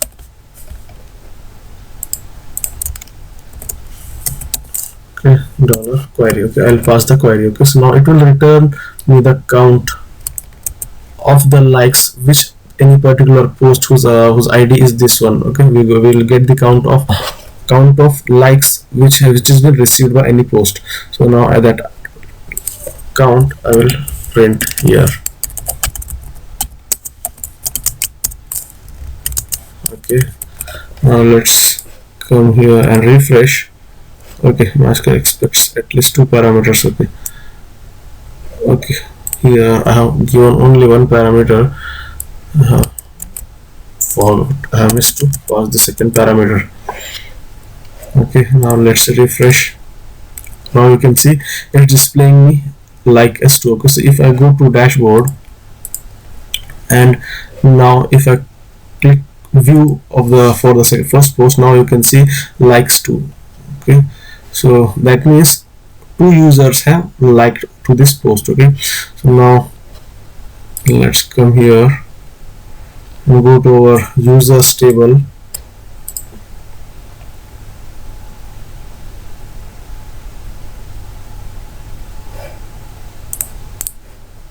Okay, now you can see here we have another user whose name is George.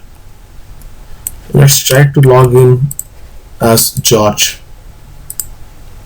Okay, log out. Okay,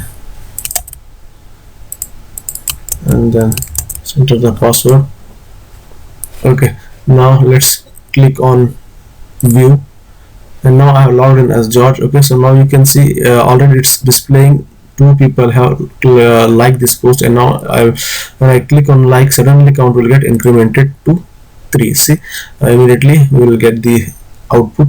That means 3 people have liked this post. And if I click on this likes table, the fourth entry will also get stored, which is the fourth record, and the user whose ID is 3 has liked the post whose ID is 1. Okay, now if I go back to dashboard, now let's come here and click on view. Okay, now if I click on like, you can see the count will get incremented, and will, okay, not this one, here we'll get the fourth record as well. Okay, so this is how we can build the like functionality. In this video I will be discussing how to dislike a post, how to build a functionality where people can dislike a post. Okay, so the functionality of disliking a post is exactly same what we have covered in my last video where I had discussed liking a post. Okay, what I will be doing is I'll just copying the code that I have written in my last video, and I will be using the same code, both my HTML markup and PHP code. I will be using the same PHP code and HTML markup for building the functionality of disliking a post. Okay, so now let's first go to our view, and we need to copy the same form, and then we have to put it inside our second div. Okay, and here we need to change the file name to which we want to send the post request to dislikes. Okay, we have not created a file with a name called dislikes yet. Okay, so now let's just save it and just copy this and come here and right click on new file, and then press Ctrl S and then paste it. Okay, and then hit enter. Okay, now, okay, now save it. Okay, so first let's comment these things. Okay, and let's comment this one as well.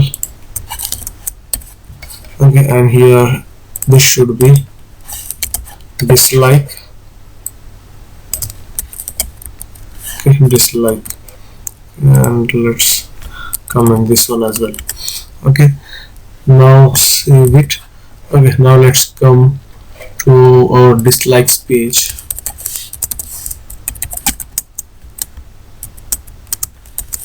That's one. Now let's refresh and let's click on this dislike. When I click on dislike, the request gets sent to dislikes.php. Okay, so here you can see I'm sending a post request to dislikes.php. Okay, now, okay, so along with this request I'll be sending the ID of the post as a hidden field. Okay, so here ID I'm getting from here, the same ID I'll be taking, and I'm passing that ID as a hidden field. And okay, save it. Okay, now here I need to come to my likes.php, and I'll just copy this entire code, and then I will just put it here.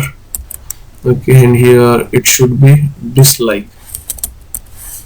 Okay, so whatever name you had given for your button, okay, you need to use the same thing. Okay, dislike I've used here as a name, so I should use dislike here as well. Okay, now next, here we need to, okay, here you can see, if you see the table here, I am trying to store user ID of the user who is going to click on dislike button after reading the post, and the post ID. Okay, we need to store the post ID also inside this table, just to know that which post is been disliked. Okay, so here we will be storing user ID and the post ID. Okay, so user ID, okay, this post ID I am passing as a hidden field from my view. Okay, so here for this post ID, whatever post user is going to dislike, that post ID I am passing as a hidden field, okay, along with the form request.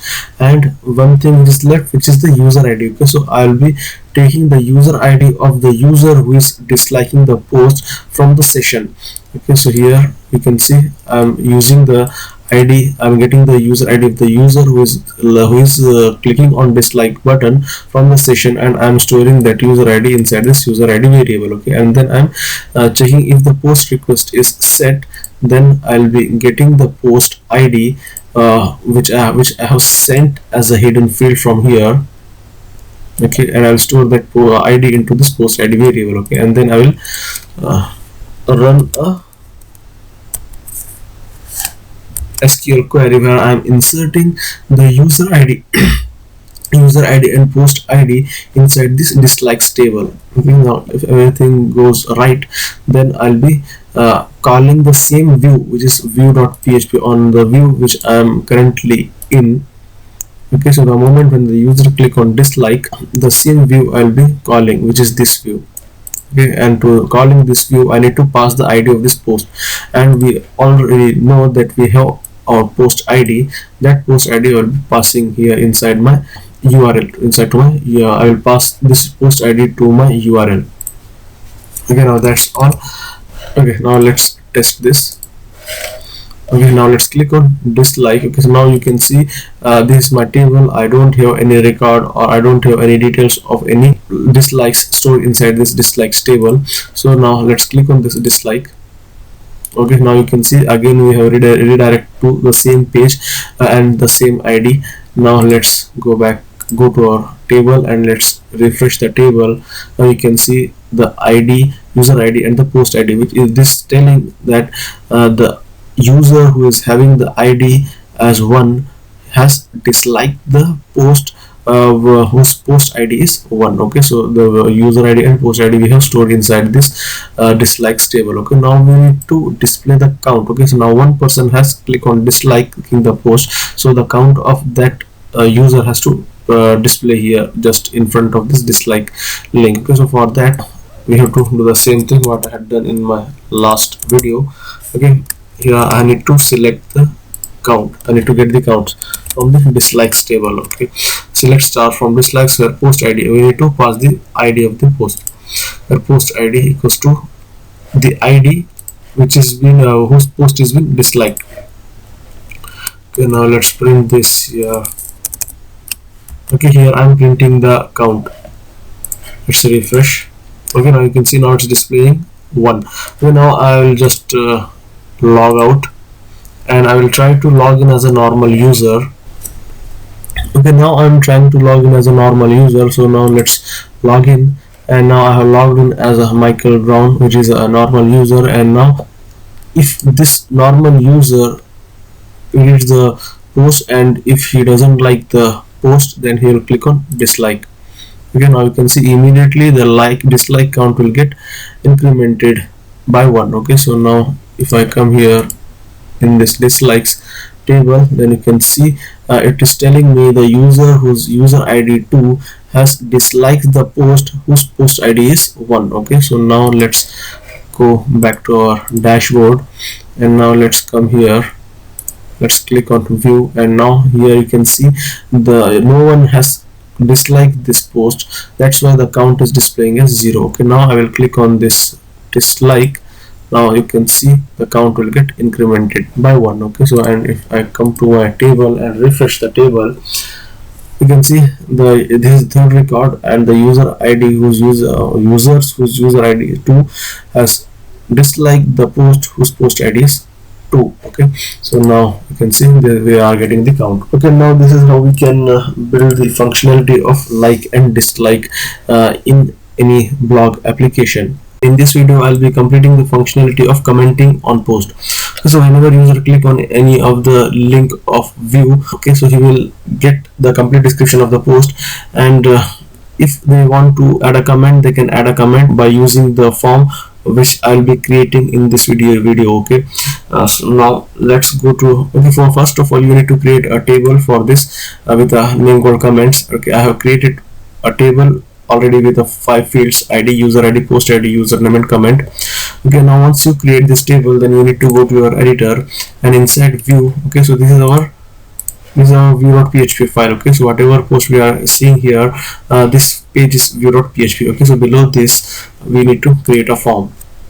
Okay, so this is our row. Okay, below this row we need to create one more div with the class of row. Okay, inside this div we need to create a form class form horizontal and action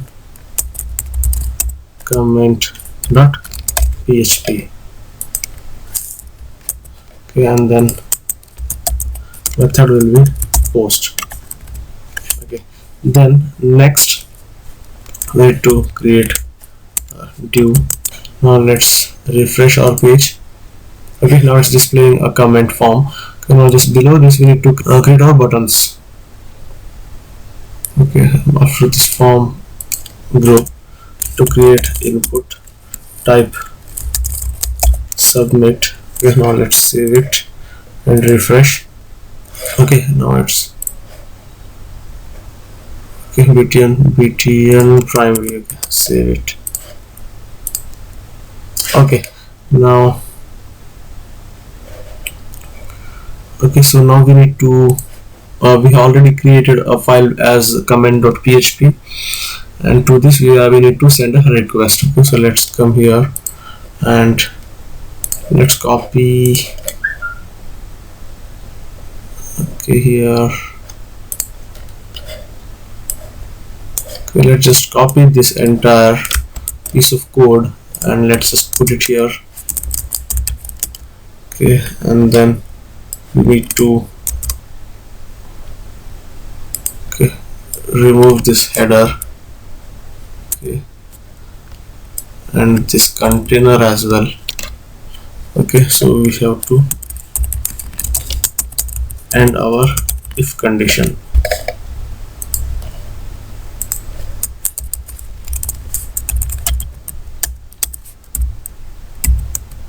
Here we need to use if is set dollar underscore post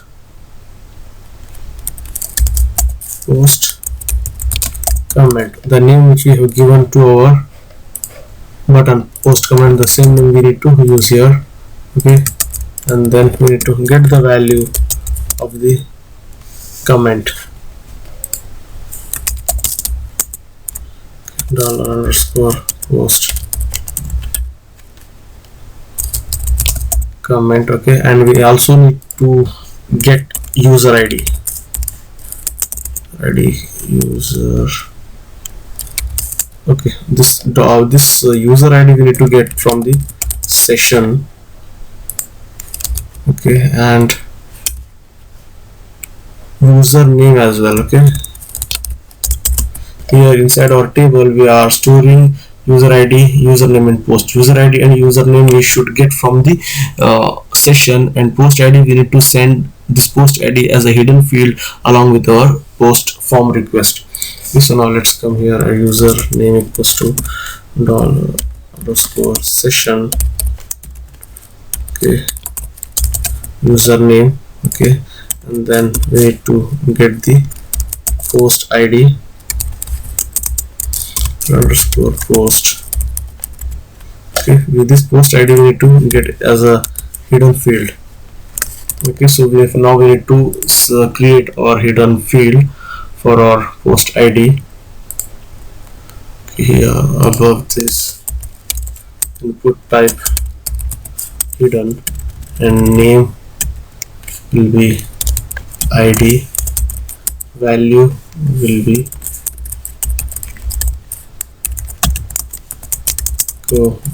id. Okay, the id which we have here, the same id, this is the post id, and the same id will pass as a hidden field with our form. Okay, so and this id we will receive here. Okay, inside this post variable. Okay, now let's come here. Okay,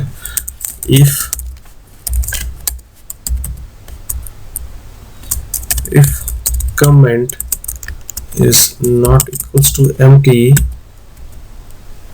then we will run SQL statement to insert the data or insert the comment into our comments table. Okay, and we need to mention the name of our fields, user ID. Okay, and we have fields like post ID, username, and comment. Okay, post ID, okay, username and comment, username and then comment. Okay, and here we need to pass. Okay, this user ID, copy and paste, and then username. Okay, username will be third, and then post connection object, and then query. To this we pass our SQL. Okay, if our query executed successfully, then we will redirect the user to the same page. Header view.php question mark. Okay, and then ID equals to, we need to append the post ID here, post ID. Okay, so that whenever we add the comment, the user should get redirected to the same page. Okay, so now let's refresh. Okay, let's say very good post. Okay, now let's click on comment. Okay, now let's refresh our table. Okay, you can see the post gets added, but we have not redirected ourselves to the same page, which is this page. Okay, so now let's see. Okay, here location. Okay, okay, so now let's first truncate this table. Okay, now we don't have any record inside our comments table, so now let's just refresh and let's type very good post. Okay, now let's add comment. Okay, now we have redirected to the same page, and now let's check. Okay, now you can see our comment has been added inside our post comments table. Okay, so now I will log in as a different user or normal user. Okay, now let's log in. Okay, now I will comment as a normal user. Post is great. Okay, now let's add comment. Okay, now you can see inside the table the IDs will get changed. Okay, the post ID will be same, but the user ID will get changed because the person who has commented the post is different. Okay, now we have added the comment. Now we need to display these comments below this add comment form. Okay, so for that we need to go to our view.php file. Okay, here to come here, view. Okay, inside above below this row we need to create one more row. We'll try to fetch all the comments. Okay,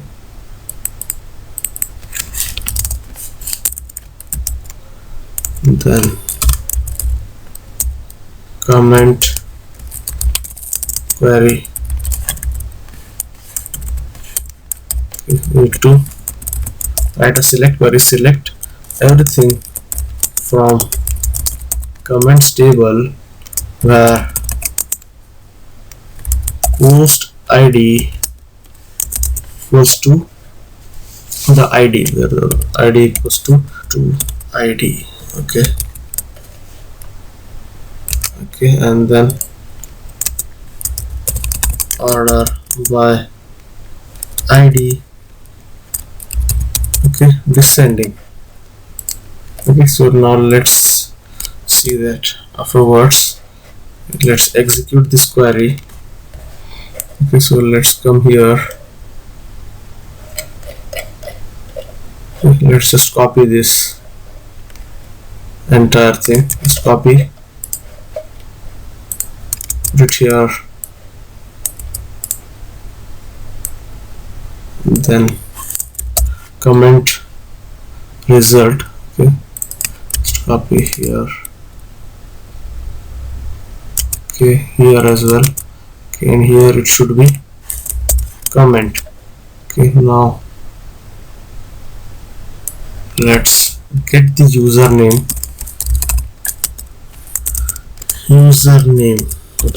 inside here, inside this while loop.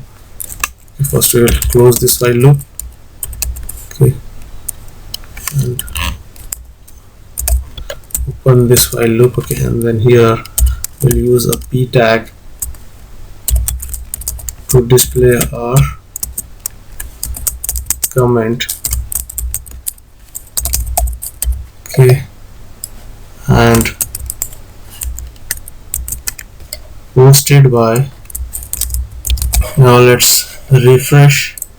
Okay, now below this form I don't have any posts which have been posted for this post, or it's been commented. Okay, so now like you can see below this form I am able to see all the comments that has been given to this particular post. So now let's come here, HR. Okay, here, save it, refresh. Okay, good.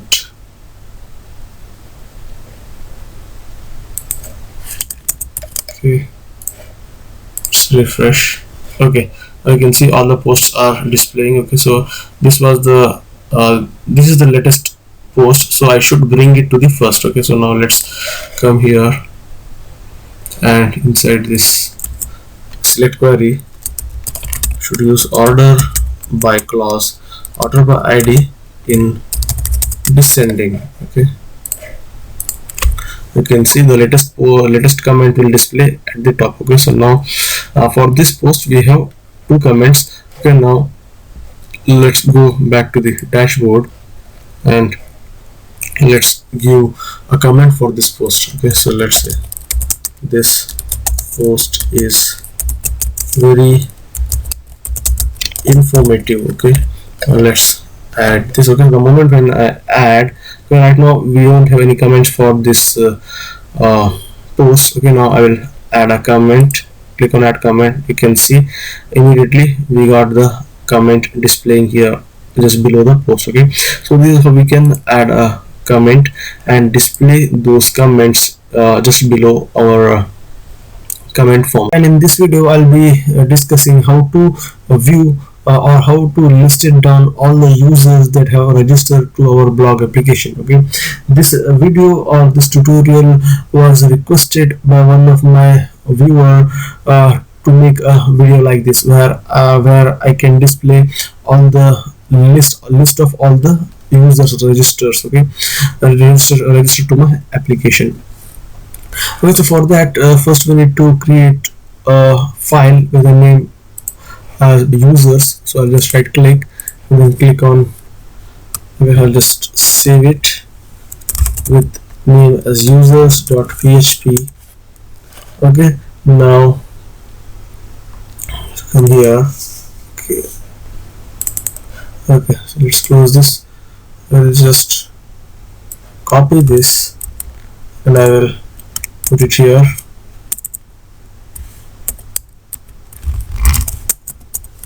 And if okay, and here I will include my header and footer files, and inside this I will include my config db.php file which is present inside config folder. Let's save it. Okay, now here inside this I will, okay, first I should create a container Now let's go to our INC and let's open our header. Inside our navigation menu, we have to add we have to add a link. Copy and put here, and that link is view, let's say all users. Let's save it. Okay, for this we have to call users.php. Okay, now let's refresh our page and let's come to our users.php and h1. Okay, save it, refresh. Okay, now let's click on this settings option, and here you can see I got a link called all users. When I click on this, I got I'm redirected to a file called users.php. Okay, so now below this title I have to display all the users that have registered to my application. Okay, if I go to my database and if I click or if I open the table in which I will get the details of all the users that register to my application, here these are the users. Okay, the first record is the admin, and the rest of the two records are normal users. Okay, so in this video I'll be displaying these two normal users. Okay, so now let's come here, style, let's bring it to the center, text align center. Okay, and let's go here and open a PHP tag. Okay, and then need to write an SQL query. Okay, so for this I will just copy this entire code. Okay, SQL and then result, and just pass this SQL here. Okay, this is our connection object with which we are with the help of which we can communicate with our database. Okay, so here SQL select star from users. Okay, I want the details of all the users. Okay, and okay, so here you can see I want to display the name of the user, the user's profile picture and their designation. Okay, so from this users table I can get only email, okay, and username, but I want the designation and profile picture as well, okay, which are stored inside my profile table. Okay, so what I should do is I have to join these two tables, profile and users table, so that I can get the complete information of profile picture and profession, username and email ID. Okay, so now let's come here, let's join, select star from users, and then let's make an inner join. Okay, let's join our users table with profile table on users dot. Okay, so we have a field in our users table. Okay, so we have a field user ID. Okay, we have a field ID, and the same field ID or the users ID I'm storing inside my profile table as well. So I'll be matching these two fields, ID of users table and user role of profiles table. Okay, so now that's users dot ID equals to profile dot user role. Save it. Okay, I don't want this var clause. Okay, save it.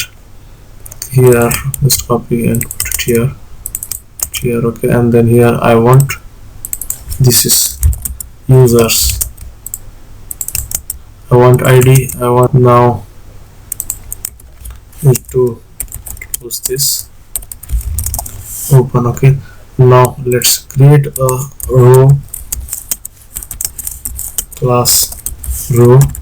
Inside this 4 column I will be displaying the image, and I will create one more view. Okay, here inside this I will display my image.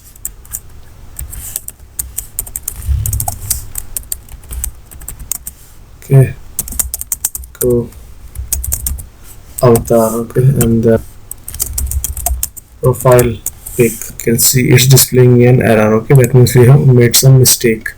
Let's try to print this query. Okay, select star from users, no join profile on users. Okay, user role. Okay, this should be user role. Let's remove this echo. Let's refresh. Okay, undefined variable post on 16/17. Okay, here, let's copy, save it. Okay, now it's displaying me profile pic. Okay, so now let's make it look better. Okay, so then next properties, border radius. Okay, now this profile pic is displaying properly. Okay, now in the next section here I will display the username h1. Save it. Let's refresh. Okay, now it's displaying me name and email. Okay, so what email I want to display as p tag. Okay, now it's displaying me all the users. Okay, so here I have logged in as an admin, and in the users list it's displaying me the profile pic and the additional the related details of admin as well. Okay, so but I don't want to display the details of the admin here also, because since I'm the admin and I don't want to see the details of the admin as well. Okay, so I'll just come here and I will use a condition where, okay, so let's come to our table first. Okay, user role. Okay, and then come to users table. Okay, users. Okay, so let's do this way. Okay, where users dot user role is not equals to 1. Okay, here you can see the user role in the users table is 100. 1 is for admin and 00 for normal users. Okay, since I don't want to display the details of this admin who has a user role as 1, so I'll just specify, mention in the query that I don't want the details of that record whose ID, whose user role is equals to 1. Okay, so I just want to get the details of those users who has who don't have the user role as 1. Okay, so now let's refresh.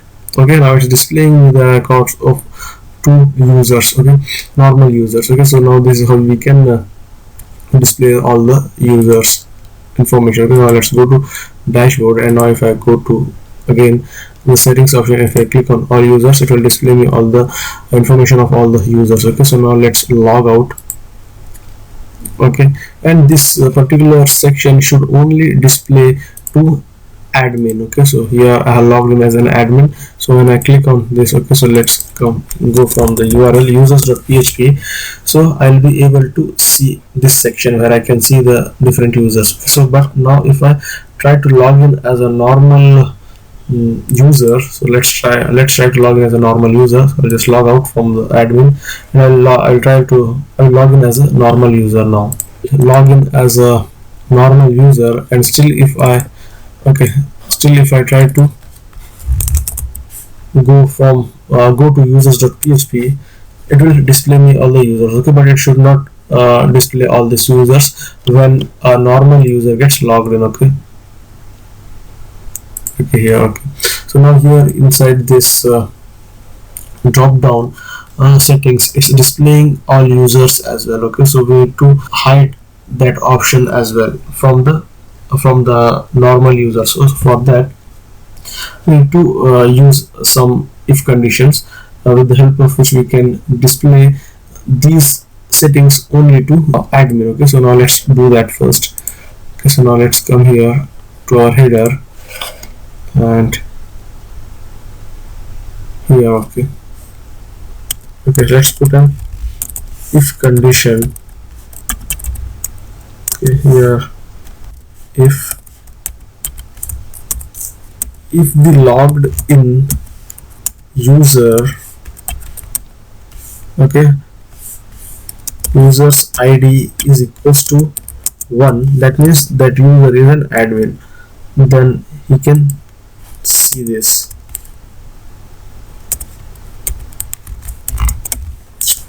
Else, okay, then and if. Okay, so now I'm showing this all users option only to that user who has the user ID as 1. Okay, and we already know that the user ID 1 is belongs to admin. Okay, so now let's refresh, and now if I click on this drop down, I will not see the all users option. Okay, so but if I remove, if I comment this, okay, now when I refresh, now I log in as a normal user, and now you can see all users option is displaying. Now let's reverse it. Okay. Now when I refresh and click on the settings option, you can see all users option is not displaying here on this drop down. Okay, so now this problem gets solved. Okay, so but the problem, or the other problem is also there, users.php. Whenever user normal user tries to access the users.php file from the URL, he'll be getting this users.php file. Okay, so for that we need to come to our users.php file. Okay, so here below this we need to use an else if condition, and inside this we need to put the same condition. Okay, here I'll just copy, I'll just put it here. Okay, so that users.php page should only be accessible to that user who has the user ID as 1. Okay, else if, and then here, okay, and then we here add, we need to come at the end, and then we need to put else condition, okay, and then inside else we need to put this, we need to redirect the user to dashboard.php. Okay, so if the user who is trying to access the users.php file is a normal user, that means that user's user ID will not be 1, so in that case he should be redirected to dashboard.php. Okay, so now you can see if I refresh this page, I'll be directly redirected to dashboard.php file, because now I'm because the person who has logged in is not an admin. Now let's see now immediately I have been redirected to dashboard.php. Now you can see I'm not getting that all users link here, and I cannot go users.php file from the URL. Okay, so here this is how we can restrict the users from restrict certain users from getting the access to some restricted pages. Okay, so let's log out first, and now let's log in as an admin. Okay, now I'm logging in as an admin. Now you can see I can see this option of all users. When I click on that option, I can get the details of all the users who have registered to my application. Okay, so now this is how we can display the different users in our application and restrict the users from accessing some private pages. Okay, so now in this video we'll be discussing how to change the password. Okay, so that both admin and normal users can come log in, and once they're logged in, if they want, they can change their passwords. Okay, so now let us try to build that functionality. So for that, first we need to display a menu item inside this drop down as reset password. Okay, so for that we need to go to our header, which is present inside inc, and let's open this header. Okay, and now here, okay, here in this part, since I want to display this change or reset password functionality to both the users, that's why I have kept this inside this section. Okay, so let's see, reset password, okay, change password. Okay, so now I haven't created this file, so let's just copy and then come here and then right click, click on new file and then press Ctrl S to save it, and then give it a name as change password.php. okay, now let's now save this as well. Okay, so now let's come here. Okay, now you can see I'm getting a link as reset password, so let's click on this. See, I have been redirected to reset password.php or change password.php file. Okay, so now we need to come here to our change password. Okay, now let's start our session.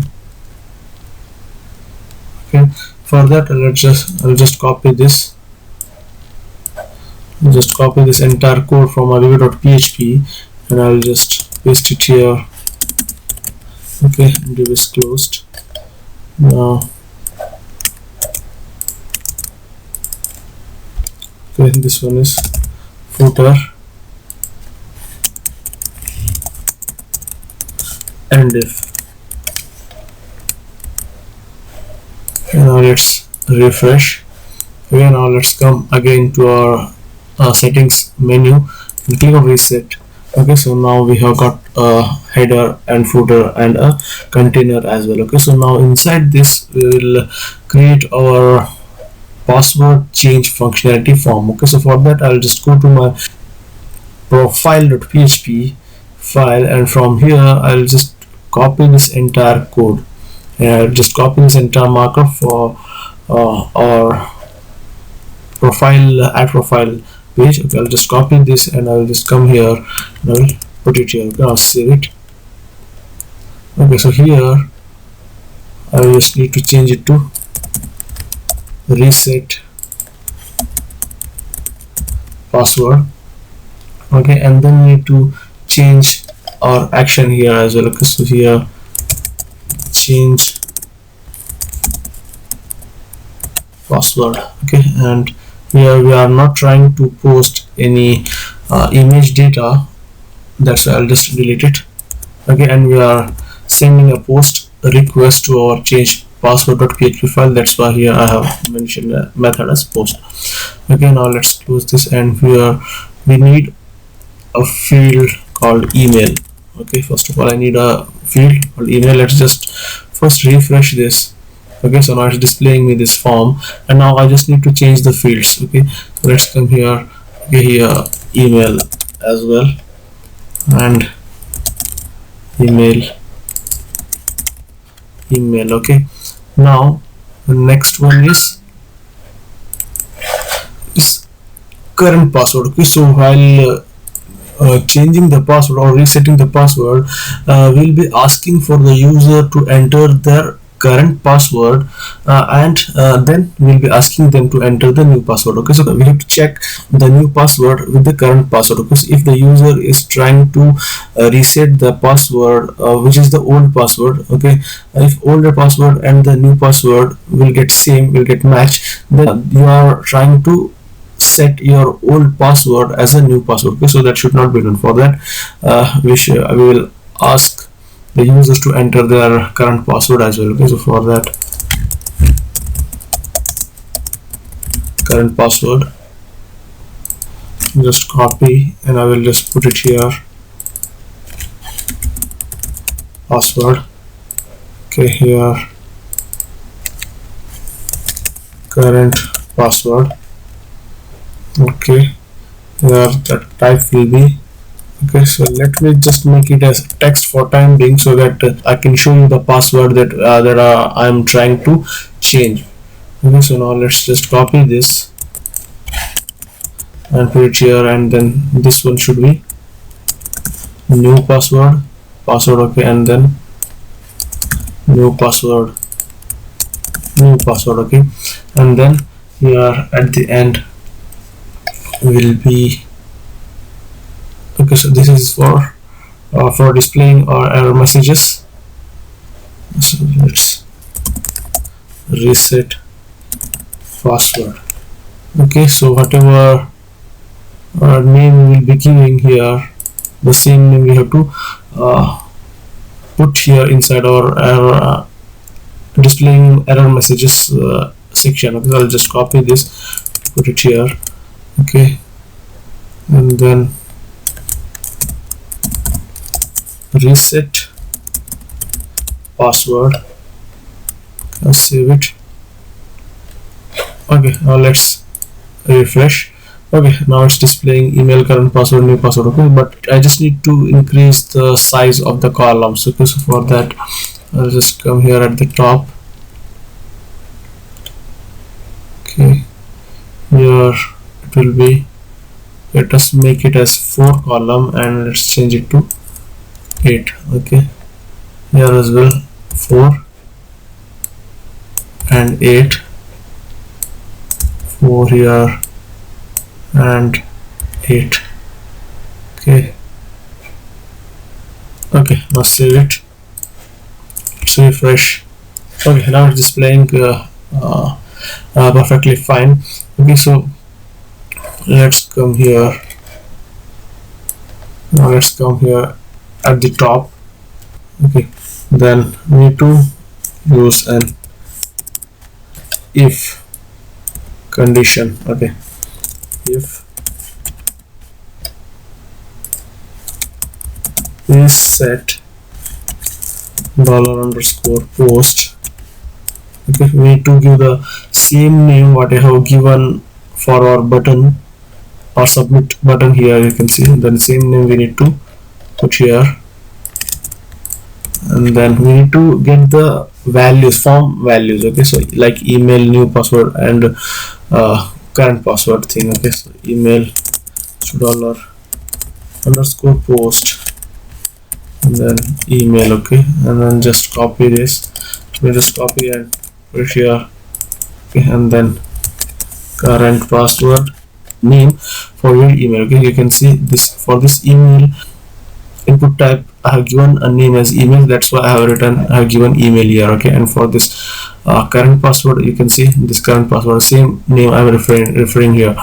Okay, and here new password, and that's what I'm referring here. Okay, so next we need to check the validations. Okay, now, what if user tries to submit the form without entering any information in any of the text boxes? At that time we should display them proper messages. Okay, so let's do that, and in else part we'll be displaying a message as please fill all the details. Okay, let's message displaying that message inside this alert box.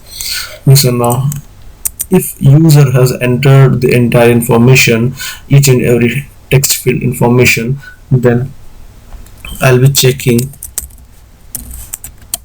Okay, if the current password is not equals to new password. Okay, so here I'm checking that. Okay, in else part. Okay, so here you can see I'm accepting current password, which is the old password, and I'm also accepting new password. Okay, so if the current password and new password, or the old password or the new password, both the passwords are same, at that time I will return them an error message as both passwords are same. Okay, next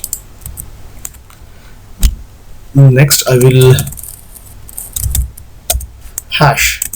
When I will hash, I will encrypt the password that user is going to enter as their current password. Okay, so let's show SHA1, and then I will encrypt the current password. Okay, and then I will encrypt the new password as well, new hash password. Okay, SHA1, and then new password as well.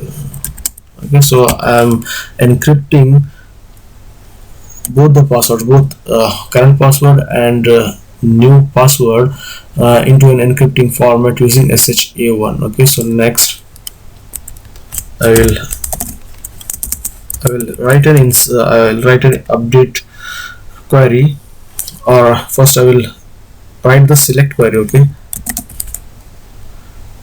Okay, first I will select the query to check whether the email and the password that the user is trying to update is already present inside my table, inside my database table or not. Okay, so if those passwords and email are not present, then I'll be displaying them a message as password do not match. Okay, so for that I will first have to select the information. Select star from users table where email is email and password is hash. Okay, see, okay, so here I'm checking for the current password. Okay, then I will just execute that query, and then I'll pass the connection object which is present inside our db.php file, and then I'll pass my SQL query or die. So now let's check if that particular user's information is present inside the table. Then I need to check for the count of that row. If MySQL num rows is greater than 0, okay, just query update SQL. Again, then I'll write the update query update where id equals to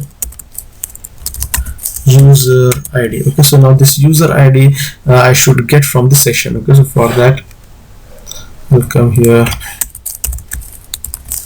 user id equals to $_session and then id. Okay, so from the session I'll be getting the user id. Okay, and then if okay, for this if we should have an else condition where we'll be giving them an error message like credentials do not found, credentials not found. Okay, if we didn't have any record present inside our table. So here if connection query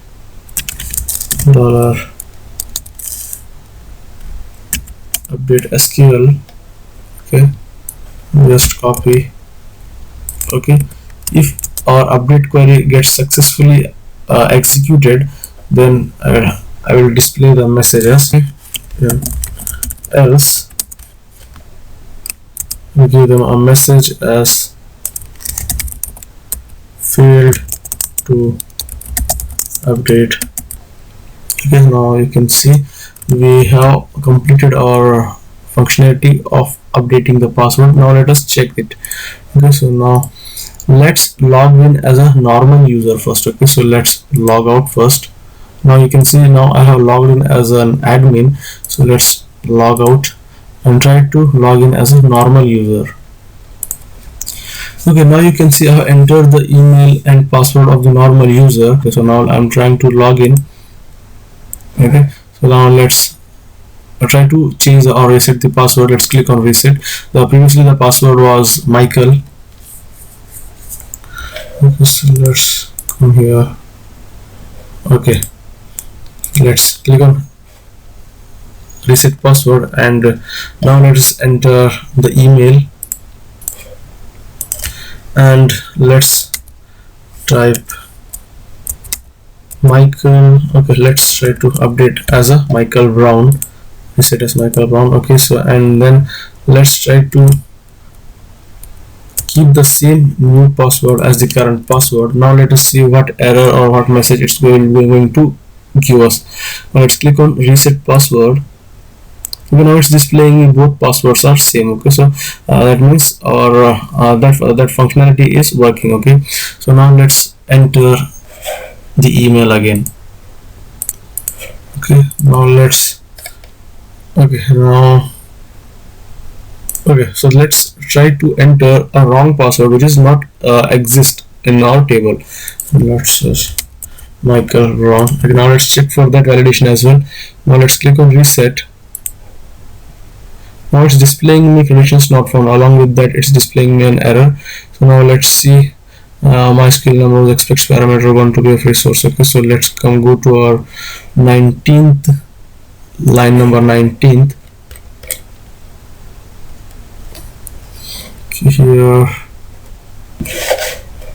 not this one. PHP blog here, 19th.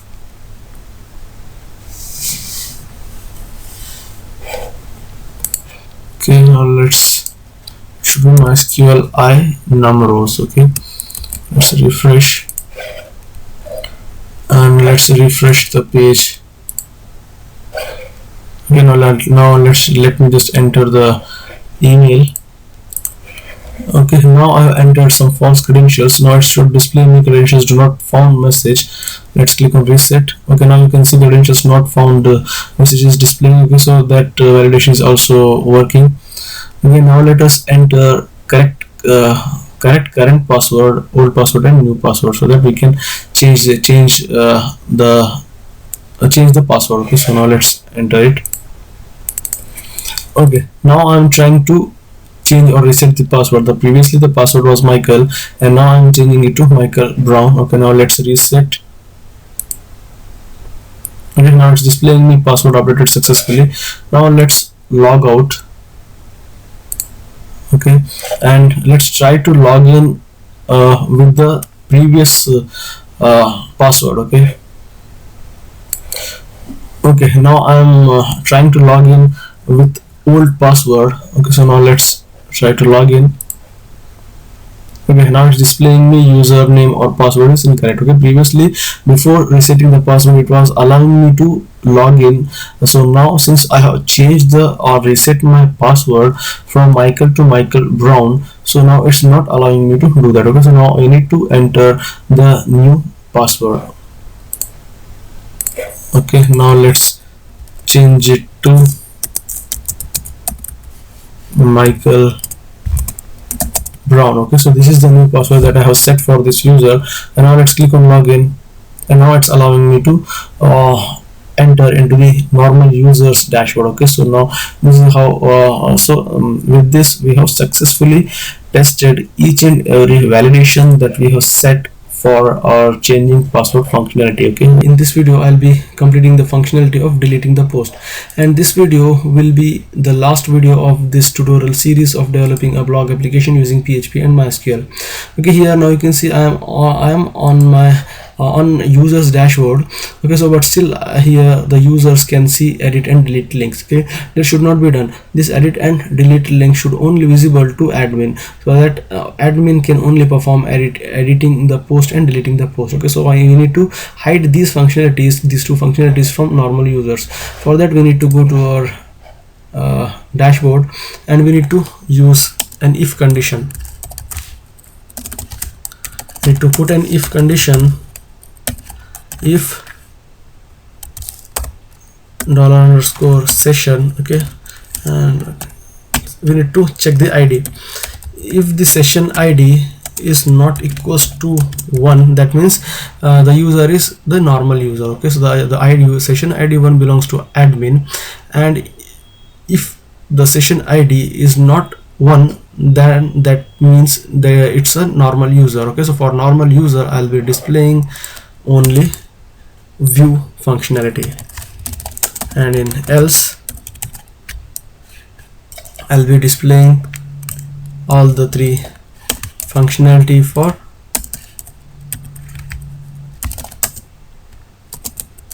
div. Okay, all the three functionality for admin. Save it. Okay, now you can see it's displaying only view. Okay, so now let's log out and log in as an admin. Okay, now I'm logging in as an admin. Now you can see for admin it's displaying all the three functionalities. Okay, this view and edit for developing the functionality of viewing a post and editing the post, I had used get method. Okay, so now I'll be using the post method to delete any post. Okay, so whenever we are trying to delete the post, we should also delete the related image that we have uploaded inside our featured images folder. Okay, so here you can see we are having two posts, and for these two posts we are having our featured images stored inside this featured images. Okay, so along with the post details from the database, we also delete the information from this featured images as well. Okay, so for that, let's come here. We need to create a form. Okay, so we just need to delete this, and we need to create a form with action as delete.php and method as post. Okay, so now we need to create a submit button, input type of submit, and name will be delete and value will be delete. Okay, and then class will be btn primary. Okay, and now let's see. Okay, now you can see it's displaying like a button, but I want to make it as a link, so let's give it a CSS styling, style background none, and then give it and refresh. Okay, now we need to send a post request to delete.php. okay, so here I have already created a delete.php file, and now let's come here. Okay, we need to include our database configuration file, but before that we need to start the session. Okay, and then need to include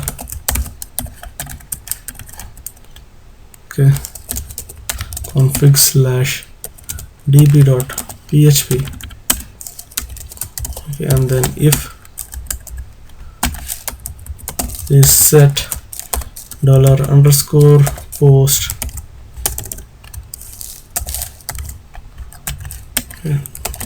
delete. Okay, so we need to mention the same name what we have given for our delete. Okay, so the delete and exactly the same here, delete. Okay, then we should get the ID $_post. Here should be square bracket. Okay, and this will be ID, and here we need to send the ID of the post and the featured image, okay, which we are getting here.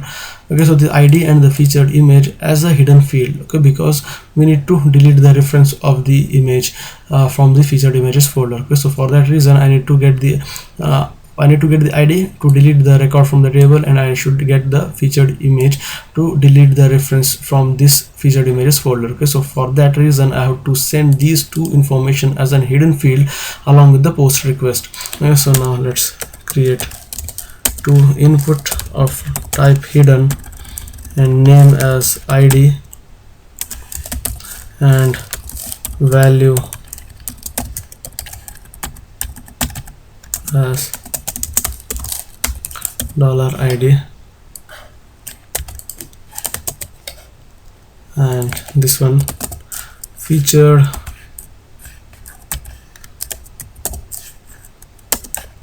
image. Okay, so now let's see the data that we are trying to submit as a post request. Okay, so for that let's just copy this and put it here. Okay, save it, and now let's refresh, and now I'm trying to click on this delete to delete the post. Okay, so now you can see it's displaying an error. Okay, for online 4. Okay, what is that error? Syntax error. Okay, and 4. Okay, save it, let's refresh. Okay, now it's displaying the ID of the post and the complete path of the image that is stored inside our database. Okay, let's just copy this and put it here. Okay, so this is the image. Okay, now from this string we need to get only the information which is related to the name, which is the name of the image. Okay, we need to get this name and we need to pass this name inside our unlink method so that we can remove the reference of that image from this featured images folder. Okay, so for that I'll just delete it and I will use explode function. Explode, then I'll pass this featured image to this. Okay, now I will explode this complete string using this forward slash as a delimiter, and I will try to access to this name information. Okay, so now let's store that name to $segment. Okay, so 6.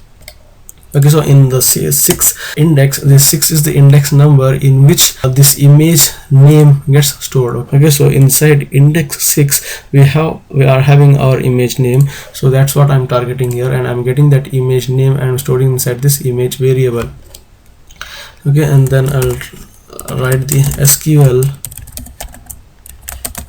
delete from posts $query. Okay, and then I will unlink.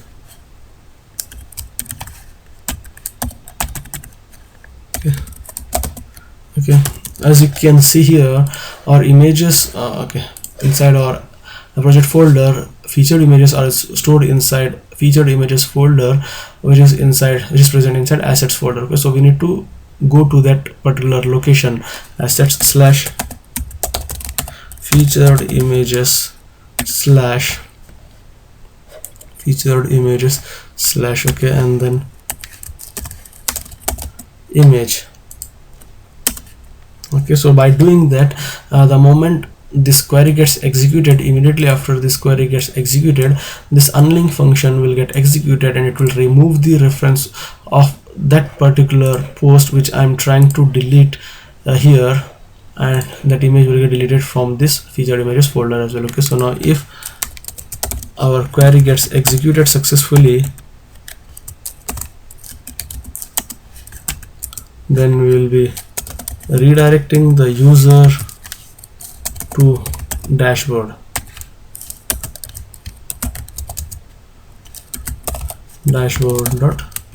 file. We can now save it. Let's refresh. Okay, now let's see what will happen. Okay, so now let us go to our database first. Okay, so this is our database PHP blog, and we are having a table post. Inside our table we are having 2 records, and this is the information of our 2 posts. Okay, now let's try to delete it. Okay, it's let's see what it will. Okay, why? Okay, header. Okay, this should be location. Okay, in both the places I had mentioned the same name as header, so that's why maybe it's displayed nothing. Okay, so now let's continue. Okay, now it has taken me to the dashboard, and you can see the post gets deleted from our dashboard. And now let's see inside our table. Now we are left with only 1 post, and now let's come here. Okay, you can see previously there was 2 images, since we have unlinked that image, so that's why we are left with only 1 image. Okay, so now this is how we can delete the post from the database, and we can delete the reference of the post featured image from our project directory. Okay, using post method. Okay, so here whatever we have done there, we have done with using post method. Okay, so I hope you like this video. I hope you get some useful information out of this video. If you like this video, subscribe to our channel, click on like button and share it with your friends. And I would just request you guys at the end, since this is the last video of this tutorial series, and we have done somewhere around 16 videos in this complete tutorial series of building or developing a blog application using PHP and MySQL.